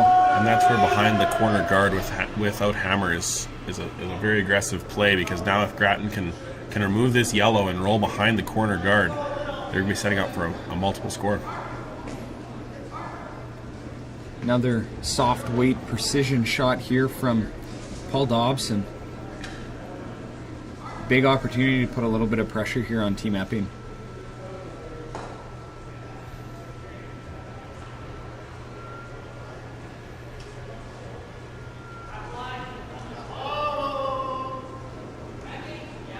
McCain dropping his broom, just trying to keep it light dusting, as now Kratz now jumps in, try to encourage the curl here. Needs to go a long ways to get underneath the guard as it is coming up, but it's really close, but looks to hit it a little bit. That's pretty good. They're going to have to go on the back one here to make sure they're sitting 2, and they will, and that's a very nice shot. A very nice shot here from Paul Dobson in the 6th end. Once again, forcing Epping to play around kind of a little bit of a corner guard, which is a little bit scary once again when you don't have hammer, but it looks like he is going to try to roll a little bit underneath his centerline yellow. Yeah, and potentially catching that second red on the way by. If he just touches it, he'll probably be able to sit 2 after this shot. Pat Jansen once again asked try to get this out from underneath, as Matt Cam has been on this since his hand. It's getting really close to that guard. Can he hold it? He just touches it, unfortunately, as that was so close to being perfect. And if it does touch that back one, it does look to be 2 red for sure now. Yeah, if it wasn't 2 red before, it is now, and that's a big opportunity for Team Grattan here. Unfortunate break for Jansen, as he just moves that guard not far enough to remove it, or even open up the redstone fully, but far enough that it will remain a corner guard. Grattan laying 2 with hammer. Couple shots to discuss, as you're kind of looking that now that red guard has been moved over a little bit, gives Epping an opportunity to maybe slash double across, as they're looking to throw the intern here, try to tap and sit buried and try to Christmas tree those rocks a little bit to make it a little bit more difficult for Team Epping to remove them. Yeah, and Christmas tree being just one rock sticking out a little bit farther than the next one, all being buried enough that they can't all be removed at the same time. Zandy McCain here on the brush as Kratz now joins him. This rock is coming into the top 12 foot, needs to just curl up a little bit more, but it looks pretty close. Not trying to tap this one too far out in the open, but a pretty good shot from Paul Dobson here in the 6th end, as Team Grattan and company looking to score a couple back, as they are now 2 down to Team Epping here in the 6th end. Yeah, pretty good shot, but the potential for a double here is you can see a bit of that red, and you wouldn't need much of it to remove the back one, but I think they're going to look at both the run back, maybe the double. It's getting to be a little bit dicey for Team Epping here in the 6th end, up by 2. Does that red one, if they do attempt the double, do you think it maybe nicks that back yellow one? Yeah, it could, and I think that's what the problem with this run back here is that you're running in the opposition's color. So if you were ever to stuff it on the nose of that top red rock, it could potentially jam on that back yellow and leave 4 reds in the house with no yellows. But if it's made perfectly, you'll end up with 1 red, and the corner guard will be removed. You know, if there's anybody in this game to make the shot, it is Matt Cam. He has been dialed all game, but this is a high-risk, high-reward shot. Yeah, and something about this corner is it's very long, too, so it's a little bit harder than your normal run back. But it looks pretty close here. Jason Cam on the brush. It looks like it's going to be close, and it's going to get the back one for sure, which isn't a terrible shot. But now removing that high corner guard, leaving those 2 reds open and accessible, it looks like Team James Grattan's going to come around the center guard. And a little bit fortunate there to catch the back one, because it wasn't the called shot, but it's very, very helpful for Team Epping to remove that rock. But now it's going to give Grattan an opportunity to draw around staggered center guards. And if he can do this, it is major pressure on Team Epping here in the 6th. Big shot here from Joel Kratz of Labrador City, Newfoundland.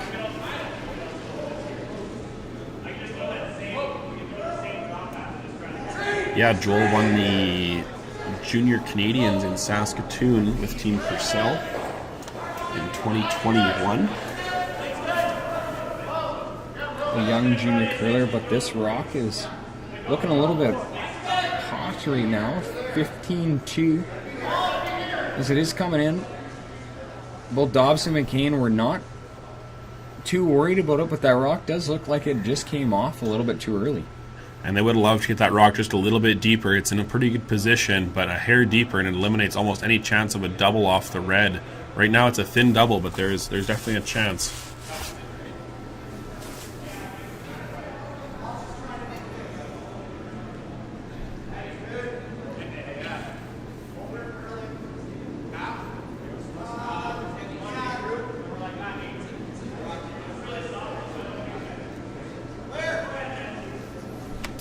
As now Epping looking for the straight back here, and the 6th end try to get himself out of a little bit of trouble, as some would even look at the double on the right hand side, but Epping looking for the shot to put the most pressure on Team Grattan, as Matt Cam once again with the hit opportunity has been pretty close on these all day so far.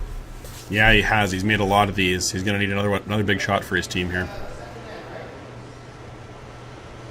Pat Jansen, Jason Cam trying to encourage the curl, as this is a hair wide, but he still might get pretty lucky as he doubles, but oh boy, it does remove that one in the back 12 foot, which was unfortunate. Not too big of a problematic stone for Team Grattan, but a little bit of a tripping hazard back there for sure. Yeah, that's a big shot for Team Epping, right? I mean, they went from sitting against a few to now potentially being able to get a force again this end. All in one shot. We've seen that a couple times from Cam this game.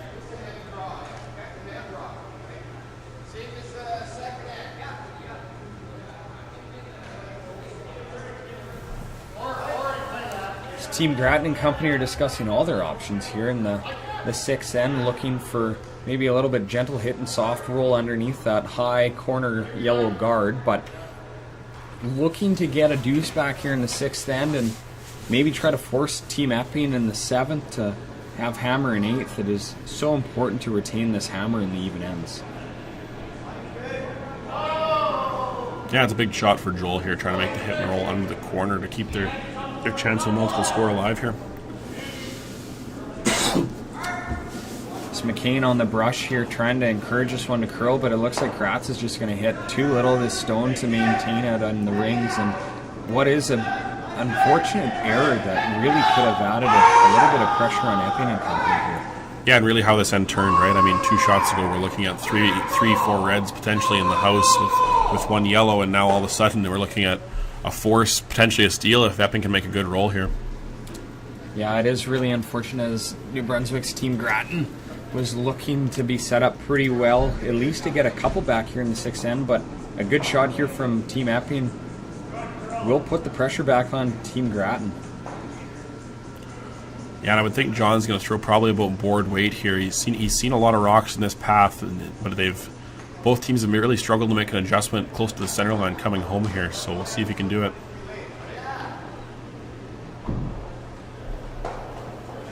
Epping with the intern coming back to the glass here in 6. Once again, we're going to look to have a rock curl and then back to straight. Back to curl. Back to curl, back to straight.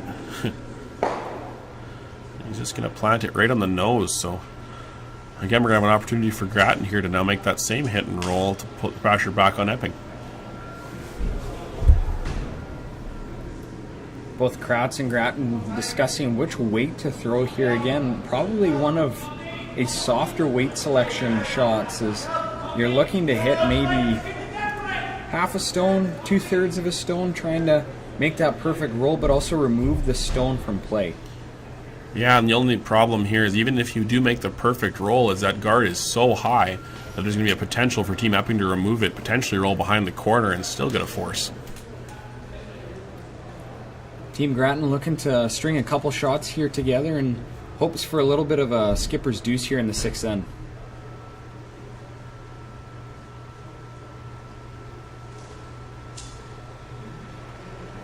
Grattan's first here in the 6th end. Made a bunch of big shots this game, but he needs another one for his team right here. Dobson McCann guiding this one along. Still needs to curl up quite a bit. Still needs to curl. It is close. Still giving Epping a little bit of a sliver with this intern side here. Yeah, you'd have to think he can see probably about a third of a rock maybe here and on his last in the 6th. Maybe a half. As a right-handed thrower on the left-hand side of the hack, you're probably going to see a good chunk, but for you southpaws out there, it might be a little bit of a harder shot as it might be a little bit more buried.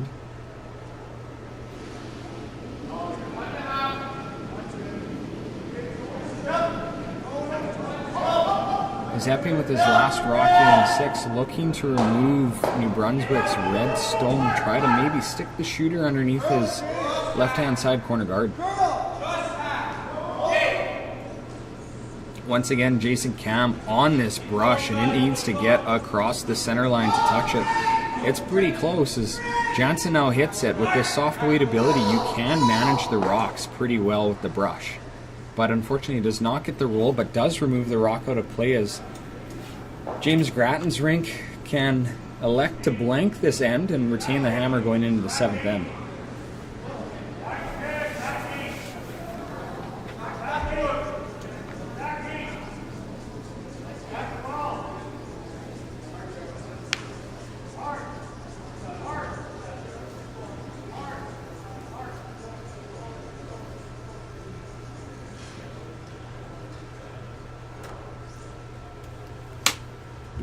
This Grattan company looking to blank the 6th end. Grattan's last. Once again, Dobson, McCain. This is looking like it's a nose hit here in the 6th end. And another unforced error there in this game is they're going to be forced to their 1 and 6. Down by 1 without heading to 7. That is truly an unforced error that, just unfortunately can happen at this level of curling. I understand that mistakes happen, but with that happening, it's unfortunate as you really wish to retain the hammer going into the 7th end and trying to get a deuce. But 1 down without, playing 7, try to force and maybe get an opportunity to get a deuce back in 8 and play for an extra. But right now, it's game on here. We're in for it for the last couple ends here.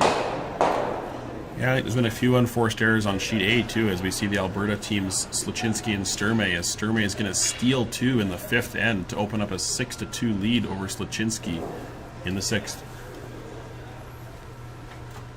As it looks like Team Grattan and company are going to look to throw up the centerline guard here in the hopes of maybe putting a little bit of their steel pants on here in the 7th end. Yeah, and that's where the no-tick rule, which came in the last couple years here, is really going to hopefully benefit them if they can put this rock right on the center line, whereas you'd traditionally see teams try and tick it off the center, maybe toward the wings. This time, if they can put it on the center line, Epping is not allowed to touch that rock.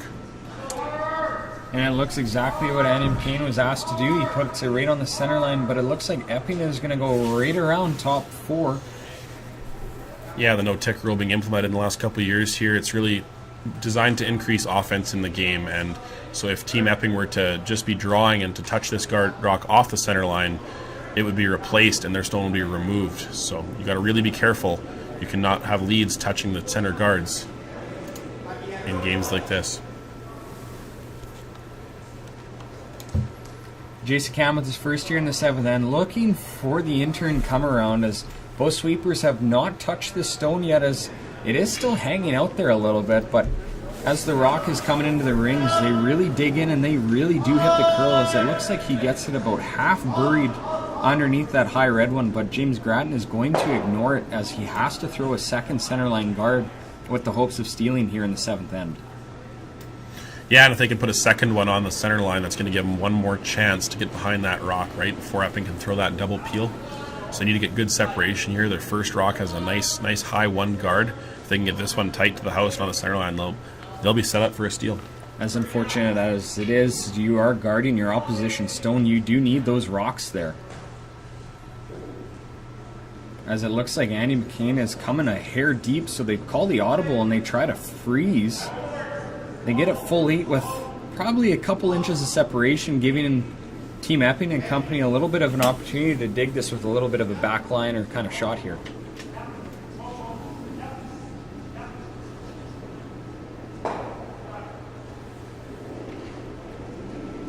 Jason Cam with the intern shot here coming up.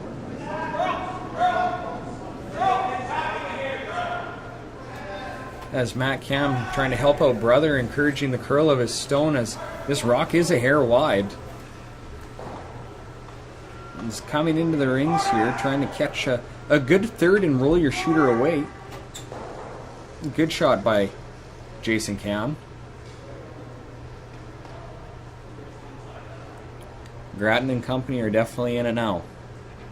You got to try to tap back a couple, build a little bit of a wall, try to give yourself a little bit of an advantage, throwing T-line weight, just trying to get to the inside and soft flop underneath.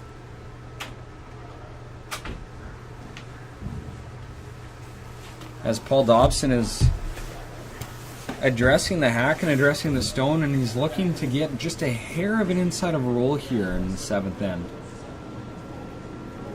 Yeah, you'd have to think Grattan's fairly happy with how his end's setting up. Rock's in play still. Being able to get this one in a good spot, having 4 in the house with a guard, going to give him a chance to play with the angles here for the rest of the end. As Joel Krautz is on the brush trying to get this inside. This is not good if you run your yellow right into your red and poke it out in the open, but it looks like he does actually get to nose, tapping that yellow one back button, which is A-okay right now, but Epping once again ignoring whatever's in the house as he is up with the hammer, so he is looking to remove everything up in the free guard zone. Yeah, and a bit of a tough spot there for Team Grattan with that rock just pushing the yellow toward the button. It's going to leave Epping an opportunity to eventually play a double here, which is not what you're looking for if you're Team Grattan. So they're going to have to make a decision to try and find some offense here. As Pat Jansen once again throwing the out-turn peel opportunity. Hits it a hair thick, but he throws it a little bit too hard, more than most, and still gets a favorable roll out of play. Pat Jansen, who spent a year playing with the Botcher team out of Alberta in the Brier. Yeah, unfortunately losing, coming second.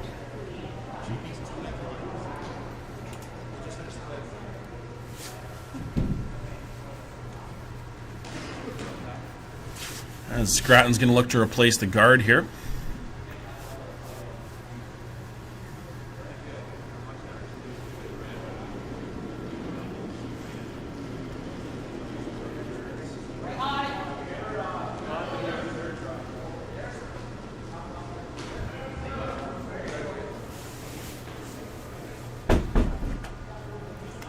Correction, that was the 2022 Tim Hortons Brier hosted by Lethbridge.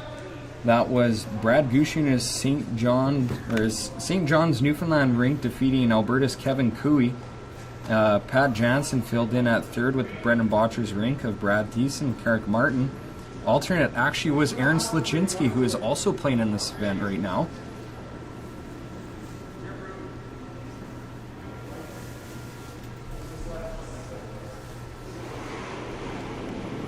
Once again, Pat Jansen asked to clean up the front here for Team Epping here in the 7th end. Once again, back-to-back peels by second Pat Jansen.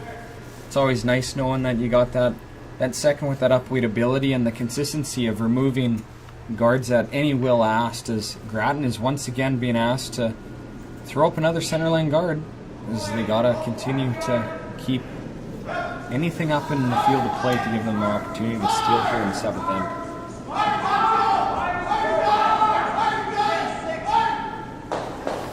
Yeah, it's about making a decision here of when to stop throwing the guards and when to make a play in the house, because eventually they're going to have to make a play on those 2 yellows, with Epping sitting 2 with the hammer here in 7. Joel Kratz here with his first in the 7th, looking to replace that center line guard, as both Dobson and McCain are looking to encourage to get this rock over to the center line. And they do get it to just bite the center line. But once again, Epping still sitting shot stone for 2. Both Matt Cam and John Epping discussing their options. And it looks like we do have our first final of the draw here, as Team Schuster will steal 2 in the 6th end to defeat Team Cochin 8-3 in 6 ends. Schuster will advance to the semifinal this afternoon.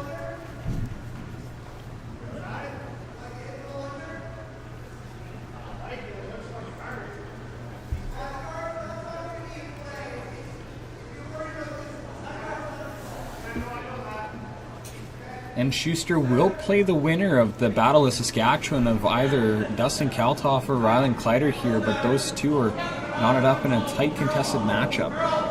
Yeah, as Rylan Kleider was able to find a deuce in the 5th end to tie the game at 3. Kaltoff with the hammer in the 6th, all square.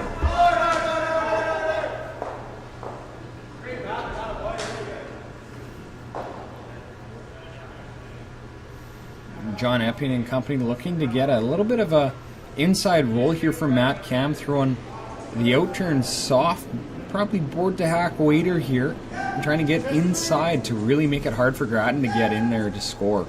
Yeah, and very aggressive play here, right? Playing on that red stone, a lot of risk with potentially moving that red into the yellow. But if it's made, it's going to be very good for Team Epping. Jason Cam with the brush, unfortunately not able to hold the line on that, and that might give Team Grattan a little bit of an opportunity to angle raise the one on the left-hand side or the right-hand side in, for that matter, because with that aggressive shot call, that does leave the center line guard up top. Yeah, and I think if you're James, you're pretty happy on that last shot with Epping making a play on the house. I mean, of course you have the risk of potentially facing 3, but you always have the chance of a mistake made, and that's what you're looking for when you're trying to steal a point. So, big opportunity for Team Grattan here in the 7th. Unfortunately, with where Matt Cam's rock did roll back T-line, if Team Grattan is successful in advancing that rock top 8, top 4 foot onto the button, any attempt by Team Epping to go red-yellow might jam the red right back onto the yellow with only maybe a score of 1 in this end. Yeah, and they're going to need a force here, right, to maintain down 2, playing 8 with. They still have a chance to win, whereas if you're to give up a deuce, it's getting pretty tricky to find 3 in the last end against the caliber of team as good as Epping. Yeah, got to keep it close. Got to just make sure, if anything, Epping only scores 1 this end, as a 3 is relatively hard to come by in this high level of curling. But it does happen. Fortunately, Kratz coming up maybe just a hair light here, giving Epping an opportunity to maybe open up the front. Yeah, he's looking at making a play on the house. I mean, you could potentially throw peel weight and hit thin on that red and lose them both, but you're going to lose at least one of your back ones because of the drag. It's going to drag back onto that yellow back button. Grattan, I'm sure, would still be pleased with that outcome, as he might look to advance his red rock here in the top 12 foot. You'd have to think that top red's not going to go too far. They look essentially frozen here in the 7th end, but we know Matt can throw very hard, accurate peel weight. Once again, he has been the right guy for the job so far today.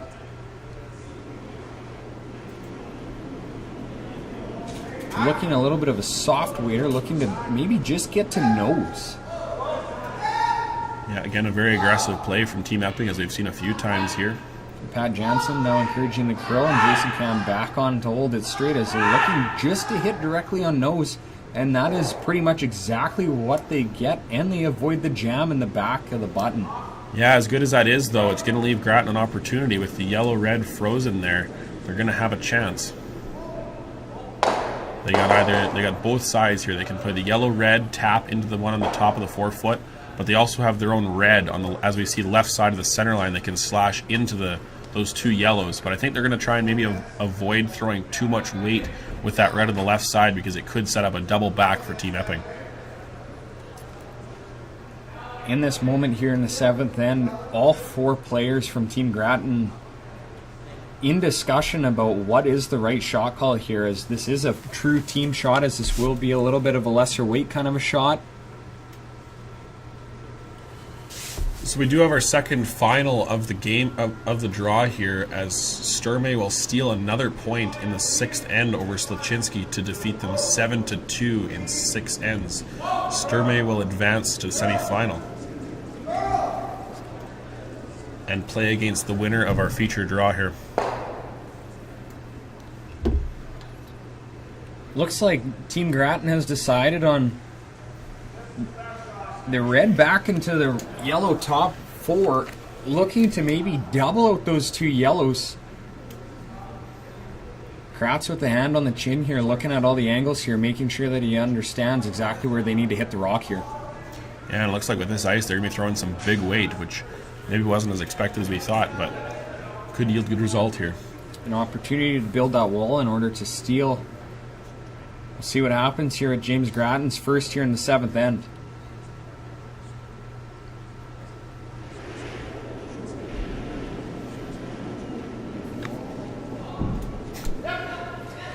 Andy McCain on it.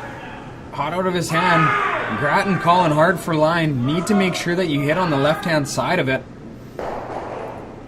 And he gets it exactly what he wants. Unfortunately, just pushing that rock out of the 12-foot still gives Epping an opportunity to remove that top red one. Unfortunately, an opportunity to lay 4 here in the 7th end. Grattan still some work to do. Yeah, it's going to be a big uphill battle for James, because if John can make this shot, roll his shooter actually beside the yellow so there's no stagger, no matter what James does, he's going to have multiple angles to get at this rock for potentially the game-ending 4 points. One would say this is the biggest shot of the game so far. Yeah, you can say that until the next shot.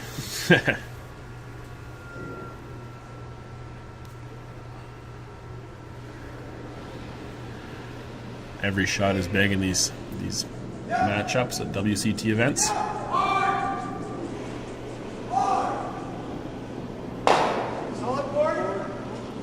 And Jason Cam now holding this rock straight as Pat Jansen is encouraging the whole way down, trying to hit just a hair off nose, try to roll the shooter off, and he does it exactly perfect as he now rolls guarding his yellow side of the forefoot. That's a very good shot. It's going to leave James very little opportunity here. Very few spots you can put this rock where John won't be able to remove it with relative ease. Are you looking at the red tap, trying to get it to the back forefoot? I mean, you're looking at the red tap. Maybe you're also looking at out-turn draw, maybe, to get into the pocket, potentially force him to 2. I'm not sure. Maybe you could play the double and try and rattle through the hole and end up frozen toward that back rock somewhere. It is pretty close. As they're going to take a look at that double. It's always tricky, though, when you're coming through a hole, you don't know exactly how far past that rock's going to travel, and you need it to end up frozen, because if it's not, it's a 3-point end for Epping. I do believe that you will have to throw the out turn if you're going to attempt that shot, as you will have to come off the one on the center line, try to catch the back half of the yellow in the top 12, try to just drag it down and just pray it gets frozen. Yeah, and the only problem, the nice shot would be to just come down and throw the in-turn tap on that red, but it's going to leave such a short run back for Team Epping for 4, and that will end the game. And once again, all 4 members of the team in for a team discussion, as this is a make or break shot here in the 7th end.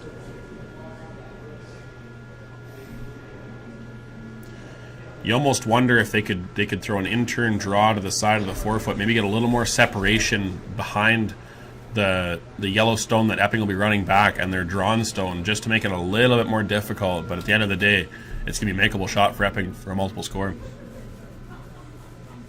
Joel Kratz and James Grattan going over all their options. It looks like they are going to acknowledge the tap option. Looks like maybe if you play the tap, you could tap the red fairly thin, tap it over toward that yellow. Might create a jam possibility on Epping's last. If you can tap this red over to corner froze, maybe nose froze on that yellow, it would be an end-saving shot for James Grattan. What kind of weight are you throwing here? Maybe just backline max? Yeah, you cannot overthrow this, right? Because you can't afford to have that red bouncing off the yellow. You need to tap it, and then you need to be able to sweep it over to that yellow shot. So backline would probably be about the weight you can throw here. Quarter stone, pretty close? Yep, I would agree. No, it's a very thin angle, so you can get away with maybe a hair more weight than backline, but you can't really overthrow it too much. Oh, he is throwing a little bit more weight than we both anticipated. Zanny McCain is on the brush here, holding the line as they got to really thin this rock. Now he's off of it. He's close. Unfortunately, we'll drive it by, leaving Epping sitting 4 as Kratz just goes for the shakes here. Unfortunately, that is it, as Team Epping will come away with a 9-4 win over New Brunswick's James Grattan, advancing to the semifinals at the Golden Range Bonspiel here in Tempe, Arizona. Yeah, it was a highly contested game right through this end. I mean, James got a little bit unlucky there. Maybe a little bit question for the weight call on his last, but I mean, at the end, you're facing him 4. You're going to have to try and make a big shot, and he did for his team, which he did. He made those shots multiple times for his team this game, but this time was not meant to be. So that's it from Sheet C here in Arizona here today. John Epping coming out victorious over James Grattan. John Epping's company will now play Carson Sturmey at 11 a.m. in the Al Werenich Golden Wrench Bonspiel here in Tempe, Arizona. Once again, John Schuster has already advanced on the other side of the bracket, as Dustin Keltoff, Rylan Kleider have still continued on in a tight contested game. Updates to follow on Curling Zone, but for us here today, I'm Emerson Klimke, this is Logan Eady, and that is it from us. Thank you very much, and tune back in at 11 a.m. If we do switch over to a feature game, we will switch over and do commentary there as well. Sounds good. Stay tuned, curling fans, as we are now switching over to the other sheet. We're going to the Battle of Saskatchewan here. Dustin Keltoff and Rylan Kleider. Stay with us here.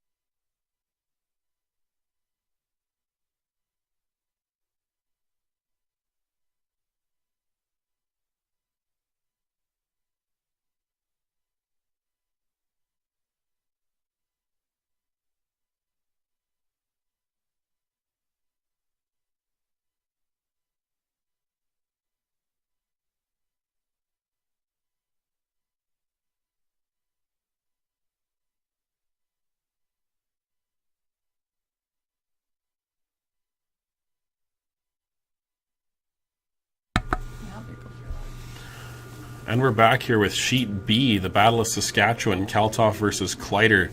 Kaltoff in a 3-3 matchup here with the hammer. Last shot here, going to be drawing for a single point to take the lead into 7.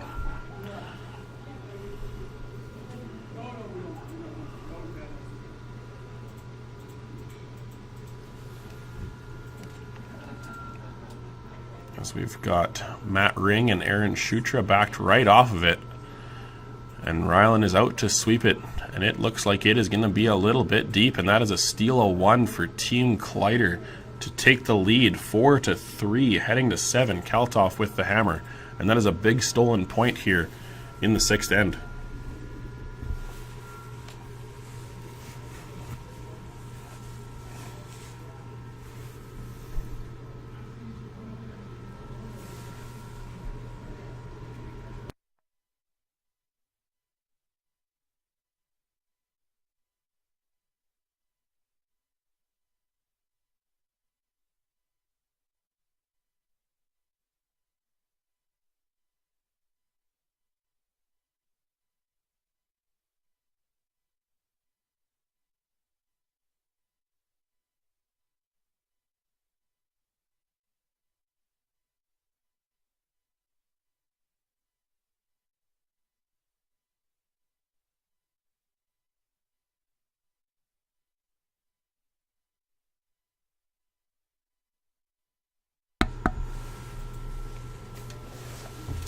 Bear with us here, curling fans. We are trying to get the overhead cameras to point over to Sheet B as we are continuing our broadcasting coverage here at the Battle of Saskatchewan here in Tempe, Arizona on Sheet B, as Ryland Kleider stole 1 and 6 to go up 4-3 over Dustin Kaltoff, the fellow Saskatchewanite, as both teams now looking to advance to the semifinal.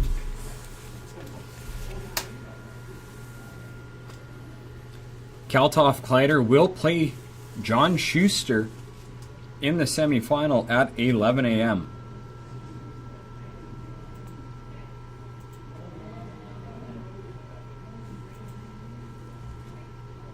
As Kaltoff is asking lead here to throw an out-turn draw just to the wings, as it has been a little bit of an interesting path here to get it out there, as most aren't taking a ton of ice as we saw in our feature sheet C, but it looks like both sweepers are getting out.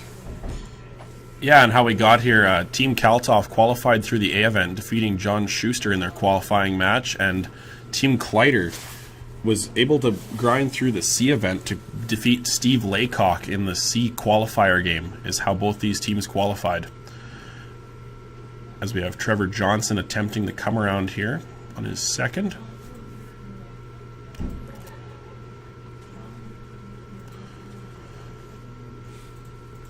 The Kleider team curling out of the Sutherland Curling Club in Saskatoon, and the Kaltoff team curling out of the Nutana Curling Club in Saskatoon. So as much as it's a battle of Saskatchewan, it's actually a battle of Saskatoon.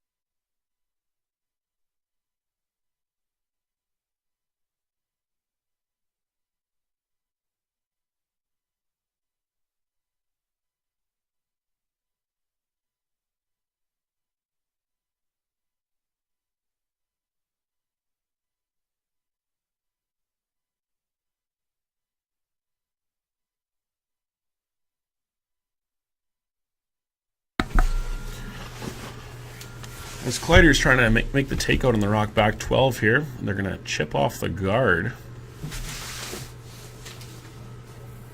Changes the angles a bit here for Kaltov.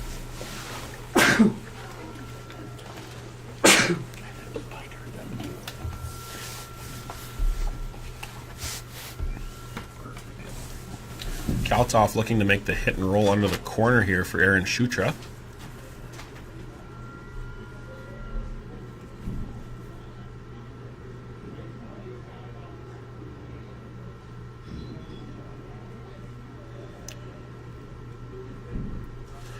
Matt Ring, Sam Wills alongside the rock here.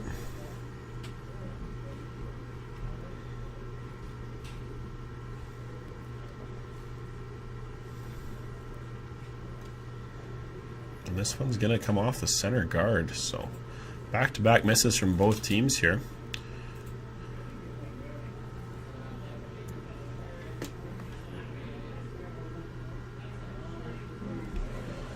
This Collider team has played together for a really long time. Made the addition of Matt Hall this past off-season, but I think the other three of them have played together for at least 10 years, going back to their dominant junior run they had in Saskatchewan.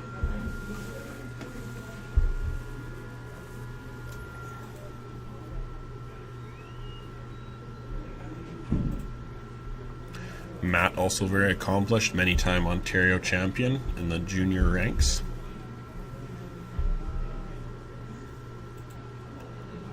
As they're going to try and remove this corner guard and roll their shooter into the house, and it's a very nice shot to possibly sit three. Don't think it got too much of that curl in there at the last second, but still a great shot is removing your opposition's corner guard and rolling into the rings, and it's just another rock that Dustin Kaltov now has to worry about.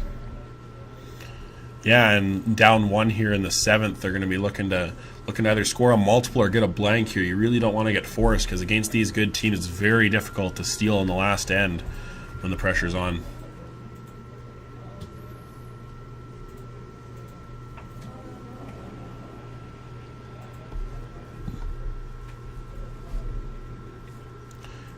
So they're asking for Aaron to make the hit here on the rock around the corner. Potentially roll behind the other red they have there and create a mistake for Team Collider.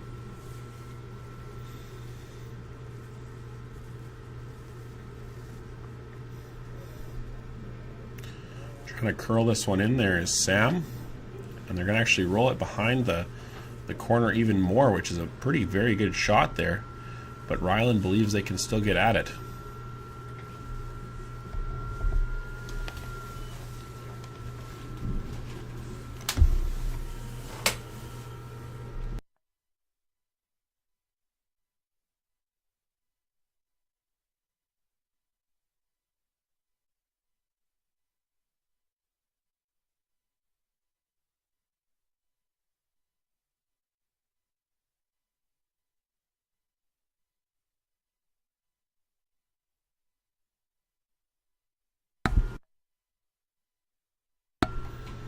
As they're carving this one over, but they're actually going to be going right by it, which is a big mistake from Team Collider here in the 7th. Kaltov looking to take advantage to sit a couple. If Kaltov can remove that red one top 8, roll underneath, that might potentially bring in that back yellow one, the back 12-foot into play, and a potential 3 is now in play. Obviously, with the hammer, you're trying to play with as many corner guards as you can, and acknowledging that that is a red Collider stone up top that might hurt him in the long run. Yeah, and the biggest mistake from Team Collider there was not getting anything out of that shot, whereas if you would at least taken the corner guard, you're going to have an advantage of being able to get that rock open for the next shot, but now they're going to be an uphill battle in the 7th. Kaltov and company looking for the hit and roll under here as they're encouraging the curl, but just trying to get nose, it looks like, and roll it away. It looks like it did spin in for second shot, but that unfortunately does leave what looks like a double opportunity for Collider's Saskatchewan team. Yeah, and big shot for Josh here to try and make this double. If he can make this, the pressure's back on Team Kaltov as we go back and forth here in the 7th end. It's big shots like this, and Sunday especially quarterfinal matchups, you just take that deep breath right before you take that shot. You know how much it actually means. Matt Hall, Trevor Johnson along this one, so you can get to curl, and it's going to drive it underneath, and that's another mistake. You'd think Team Kleider would have been happy to make the double, but also the arrow to make the roll over there. Yeah, like hitting it thick and even rolling into the pocket still a-okay, but hitting it too thin and really not leaving your shooter in, because now it's pretty close between the yellow and the back 12 and the red and the top 12 to see who is second shot. But by the looks of it, it looks like Kaltoff believes that he is second shot, but to be sure, you could probably play something a little bit soft to get a little bit of a soft roll underneath and at least a sit 3 for sure, with only 2 rocks to come from Kleider's rink. And in this situation, you're almost trying to find a spot for that third rock that's not going to hurt yourself, right? You don't want to leave him an easy double. You don't want to leave him an easy hit and roll. You got to put it somewhere that's going to really help your team here. For Sam, big opportunity. This is a big opportunity for the Kaltov rink to put some serious pressure on the Kleider rink here.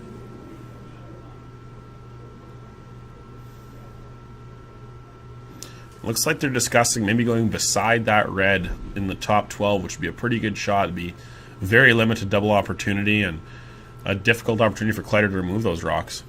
All I see right now is that Kaltov is looking at an opportunity to maybe take away that angle red slash that might have the double potential, as he is now looking at throwing the out-turn draw to the wings, but they want to make sure that they're looking at every angle possible. But a nice little soft hit and roll underneath that guard would be pretty alright for him right now. Yeah, and as we've seen all game here, maybe a bit of an extended discussion as this game has gone on for a little while now, playing the 7th end. Looks like they made their decision to go around beside the red there, partly around the corner guard.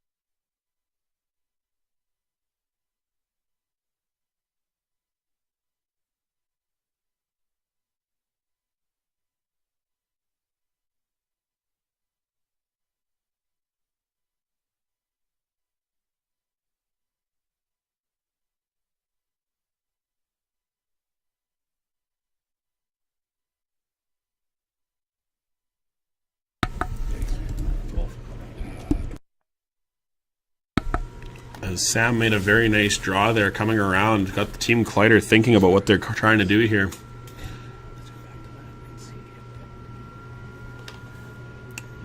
As Josh comes down to take a look, thinking maybe there's a slash double here if he can hit a very thin chunk of this rock.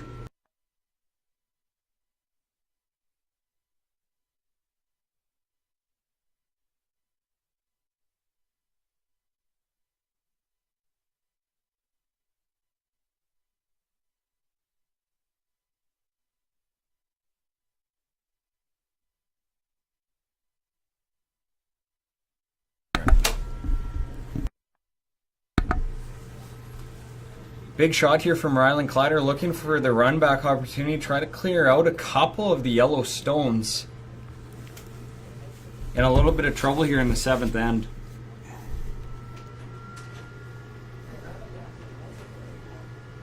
Sweeping it to curl again, and that is a very nice shot, nearly getting all 3 of the yellow rocks out of there. Big shot from the Team Kleider.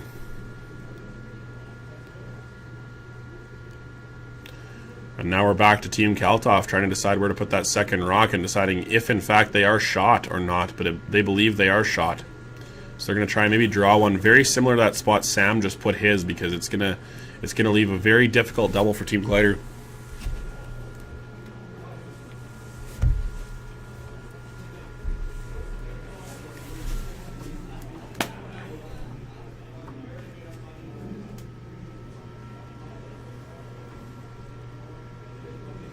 as Dustin makes his way to the far end.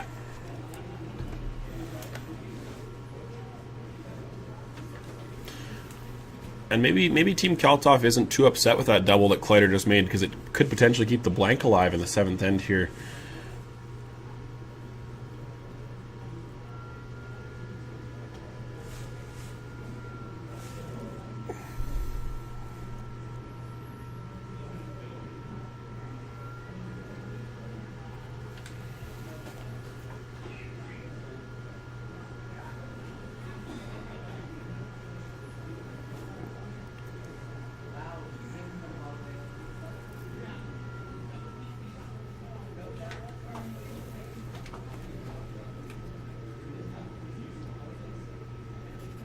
Looks like they got to go on this one to get it where they want it to be, and the sweepers are trying to carry it, but they're going to just tick off that corner guard, and now is the opportunity for Team Kleider to sit 2 without the hammer here in 7. And this will bring the force on for Team Kaltov. And it looks like if they can get a force this end, they're going to have to be trying for the steal in the 8th end, which is an uphill battle for any team at this level.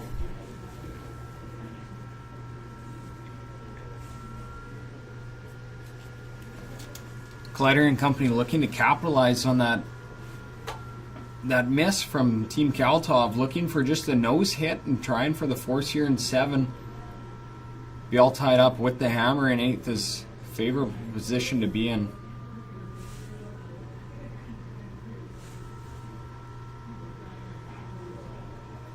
Ryland's just looking for the nose hit here. You got to stick your shooter around, because if you don't stick your shooter around, it could bring the blank back into play, which would be a major advantage for Team Kaltov. And they're going pretty hard on this one. But it's a very good shot from Ryland. And it'll be a force for Team Kaltov if they can make this next shot.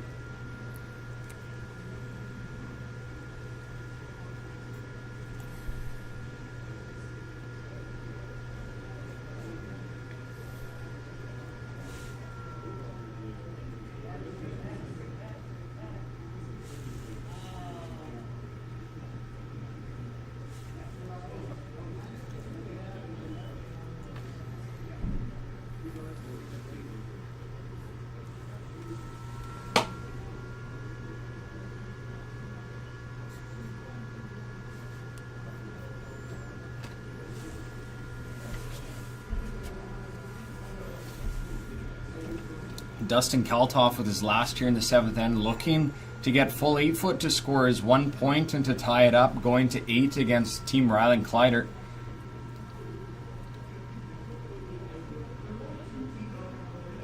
His draw last end was a shade heavy, but it looks like the boys are really having to scrub this to get it there. Really working hard to get this to full 8, but it looks like a great sweep by the front end of this Kaltov rink. And that is 1 point, and we are all tied up going to 8. We'll be right back.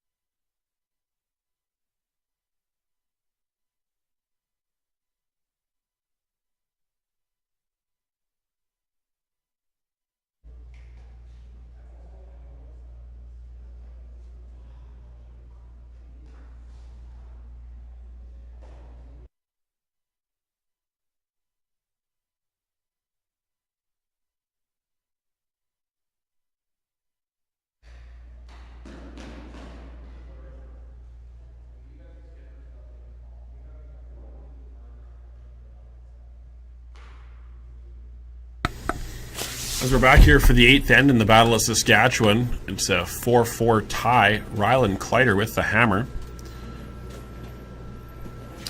Just reading through the YouTube live comments, Megan, hey, can you guys give a shout out to Skip Andy McDonald and her team from ASU Sun Devils who are in Lincoln, Nebraska trying to qualify for college nationals. Good luck, Andy and Team McDonald from ASU. We're rooting for you, and I'm sure everybody here in Tempe is as well. Do us proud and bring it home.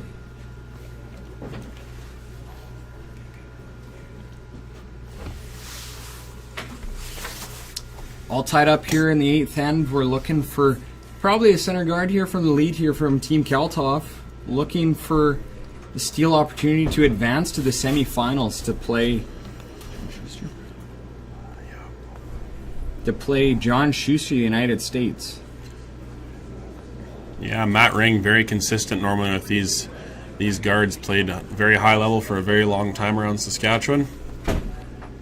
And they want to make sure, again, as we discussed earlier, getting this rock on the center line so that Team Kleider could not tick it, or tick it trying to come around it. It looks like it has just stopped on the center line there. It looks like Ryland Kleider and company are going to come around and sit top 4, but not to be too deep on this shot, as we might have an opportunity to tap it a little bit behind the button, give Kaltov an out later on the end. We're looking for it to just sit full 8, just biting half of the 4-foot here. Yeah, Trevor Johnson here, lead on the team, formerly third on this team for a long time during the junior run that this team was on. Now making the transition to the lead role, as he's got a very good looking shot here, but it's going to slide a little bit, and that's a very good shot, but again, that might be just a half rock deeper than they were wanting that rock, because now it'll leave the Team Kaltov an opportunity here in a few shots. Maybe tap that back, set themselves up.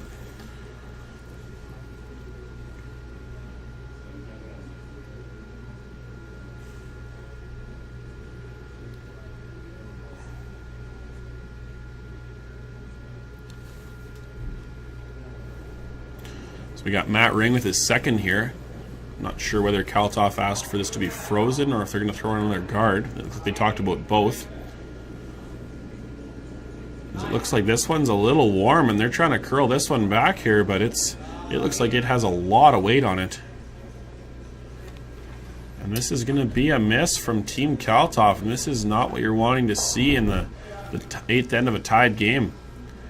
So now it's going to leave themselves with only one center guard and one back 8, which is, they would have, before the end, if you would have told them this, they probably wouldn't have been too happy. Trevor Johnson once again looking to throw his rock in top 4 positioning here, not trying to get too close to that one that is on the tee line, as separation is pretty vital here, is not giving Kaltov an opportunity to build a little bit of a wall, but this one is looking a hair hot as well. Yeah, and we may be seeing something in this spot here where it's just sliding a little more than they think. We haven't covered this sheet all game, but we saw something similar on sheet C. The intern was everyone was just a couple feet heavier than they thought they were, and this is going to be a big miss from Team Kleider here, opening the door back open for Team Kaltov here in the 8th. The unfortunate audible is that they probably should have taken that one at least to the back 8 foot, just not leaving that pocket for Team Kaltov. This is a golden opportunity to get one in there, because now for the rest of the end, Kleider's going to have to worry about that center line guard trying to give himself an opportunity to have a shot for the win at the end of the game. But right here, right now, this is a very important shot. So what's the most important part of this shot? Is it getting right frozen, or is it getting the line right behind the guard? Or ideally, you want to make sure that you're on frozen. In my personal opinion, I believe that rock has got to be in a scoring position, and Kleider's going to either have to paper thin his one on the tee line or whatever, but right now this rock has to be on the pot. This is their greatest chance in scoring this end. And this looks like a pretty good rock here coming in, as the boys are leaning on it hard, and they're going to carry it right down on the corner of the one top button. Even though it is not directly shot, it is still in a very favorable position for Team Kaltov, as they are looking to steal the extra, or the point here in the 8th end, as Matt Hall is now being tasked with the opportunity of cleaning up the front for Team Kleider. Yeah, and Team Kaltov's now has to do all they can to protect that yellow that's top button, because that's the rock they're going to try and score with later in the end. Matt Hall, mission accomplished, peeled guard. Once again opened up. Kaltov acknowledging that he needs to replace that rock in order to have a chance here in the extra end. But right now, rocks are definitely favoring Kaltov's rink right now with Kleider's red sitting back button. Yeah, and for Team Kaltov, guard placement's huge here now because you have to make sure you're guarding that yellow, because if you don't, it's going to be Kleider playing a very up-weight shot to try and lose everything in the forefoot to open themselves up for the last part of the end.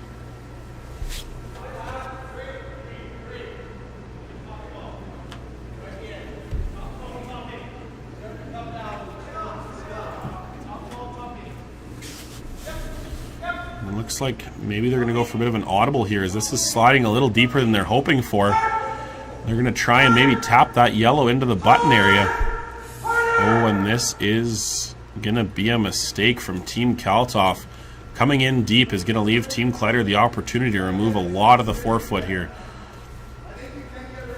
You got to be extremely careful on how you have to hit this a little bit thicker than you acknowledge, because if you hit this too thin, it's just going to go straight back and jam, giving Kaltov another opportunity to throw up a centerline guard. You got to make sure that you don't hit this too thin. Sorry. Yeah, and you almost wonder, a few mistakes from Team Kaltov here late. They only had to play a few games here to get through the A event. They were off for most of a day before this quarterfinal matchup. Maybe that's coming into play here with Team Kleider having played a few more games on the ice, getting themselves accustomed to it. Big shot here, and it does exit stage left, giving Kleider a better look at the forefoot here. A little bit less congested, still sitting shot one. Kaltov needs to make up his mind if he's going to go. He's got to throw another center guard. Yeah, we got to throw a center guard here and then just buy some time for yourself, and then eventually you're going to have to make Kleider look at two, and you're hoping for a rollout at this point, because the odds of you being able to make him throw a difficult shot right now are pretty low for the win, unless we see a mistake.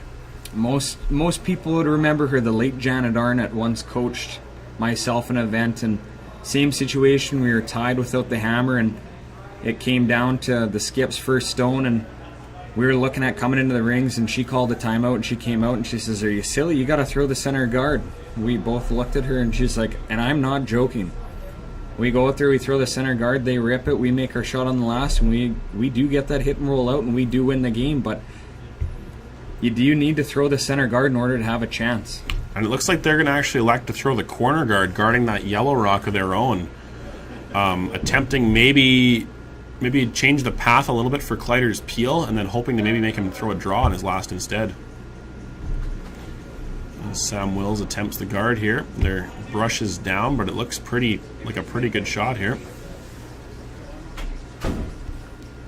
Is Team Kaltov looking to steal the point here in the 8th end, as somebody will for sure come away with the victory here, as Kleider wastes no time going up to drop his broom and ask for a peel attempt from his third Josh. Yeah, and that speed still looks pretty good here. We've seen pretty good conditions here all weekend. We'd like to thank the ice makers for this event. They put a lot of work into this, and this event every year is a great event.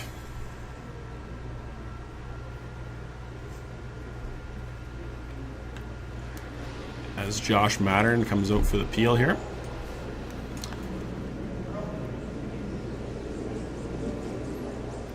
And he's just going to get it out of there, but maybe a little bit of nervous times for Team Kleider there, as he didn't need to hit much, but he didn't hit much, so. As once again Kaltov addresses the need for a corner guard here. They're going to do it again.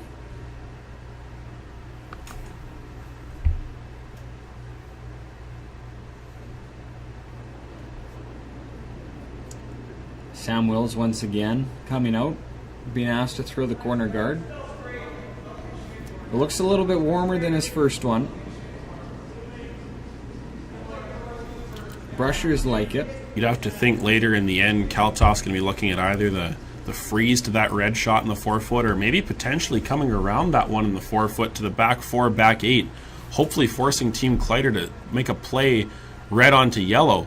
But if they can't do it, then Kaltov will be able to put the pressure on, but at the end, they're hoping for a miss at this point. Once again, Kleider wastes no time going up into the free guard zone, asking his third Josh to remove the corner guard from the field of play. And once again, just catches enough of it to remove it out of play. Mission accomplished from Team Kleider here in the 8th end.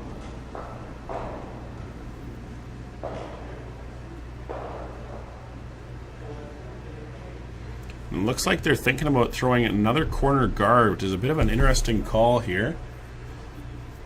You'd think maybe they're going to make a play in the house, but they believe the corner guard making Ryland Peel will be the best option to give them a win.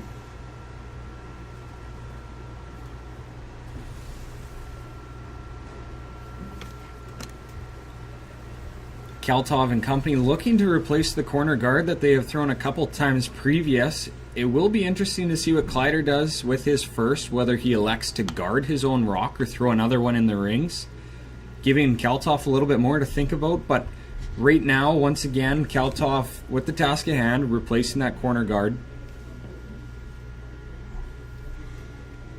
And once again, we are here tied at 4 in the 8th end. These two Saskatchewan rinks going at it. Kleider with the hammer. As Dustin Kaltov of Saskatoon attempts to throw the corner guard here. Kaltov sweepers acknowledging that this weight is probably pretty close. They are working to get it over the line, though. It might be a little bit higher than Sam's two previous, but looks to be doing the task, and it just gets over the hog line. Great sweeping by that front end to have a chance.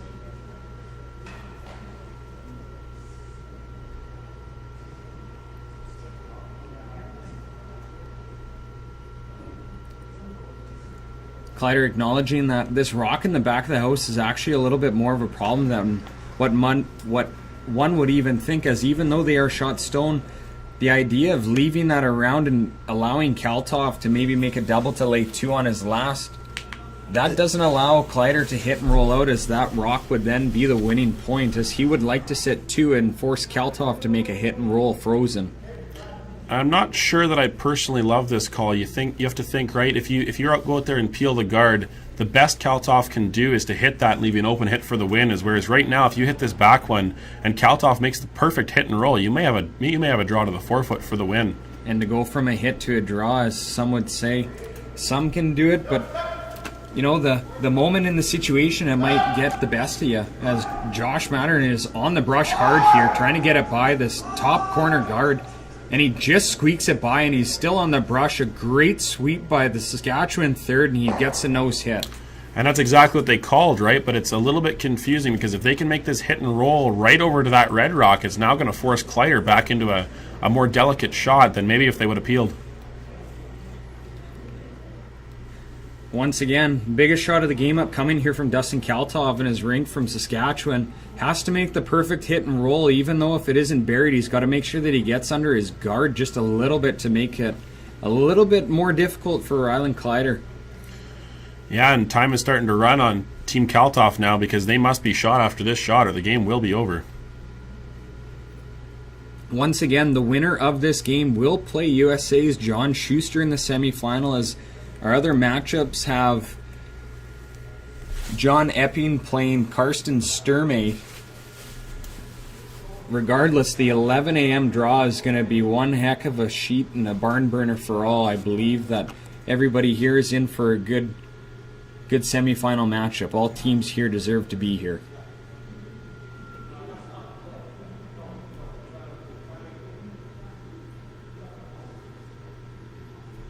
Kaltov taking his time getting down to the other end, acknowledging that this is a big shot, and every chance that he gets to focus in and hone in on this shot, he's got to be perfect here in the 8th end. I think the perfect roll is going to end up being kind of middle of the forefoot, toward the edge of the forefoot, right behind that yellow corner guard. It's going to force Kleider into a much more difficult shot than if he was to roll too far. Kaltov with his last and 8 needs to be shot.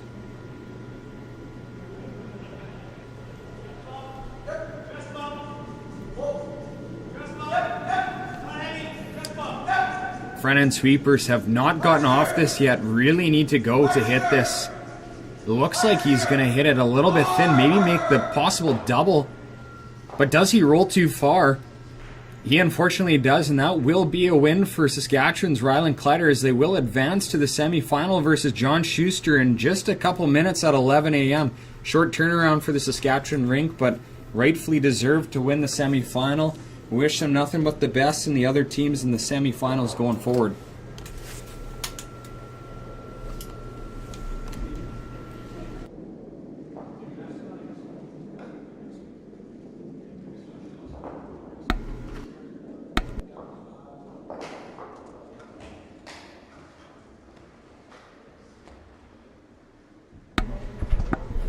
And that will be it for us here in Tempe, Arizona, as we will be off for the rest of the broadcasting crew, as we don't know who will be taking over next after us. But as for us, I'm Emerson Klimke, and joined here my skip, Logan Eade. It was a privilege to be able to broadcast 2 different games today, and 2 great games between John Epping and James Grattan and Dustin Kaltoff and Rylan Kleider. And I just want to say it was a pleasure doing it for the very first time, and hopefully be back and do it in the future. But till now, thank you very much, and take care, curling fans.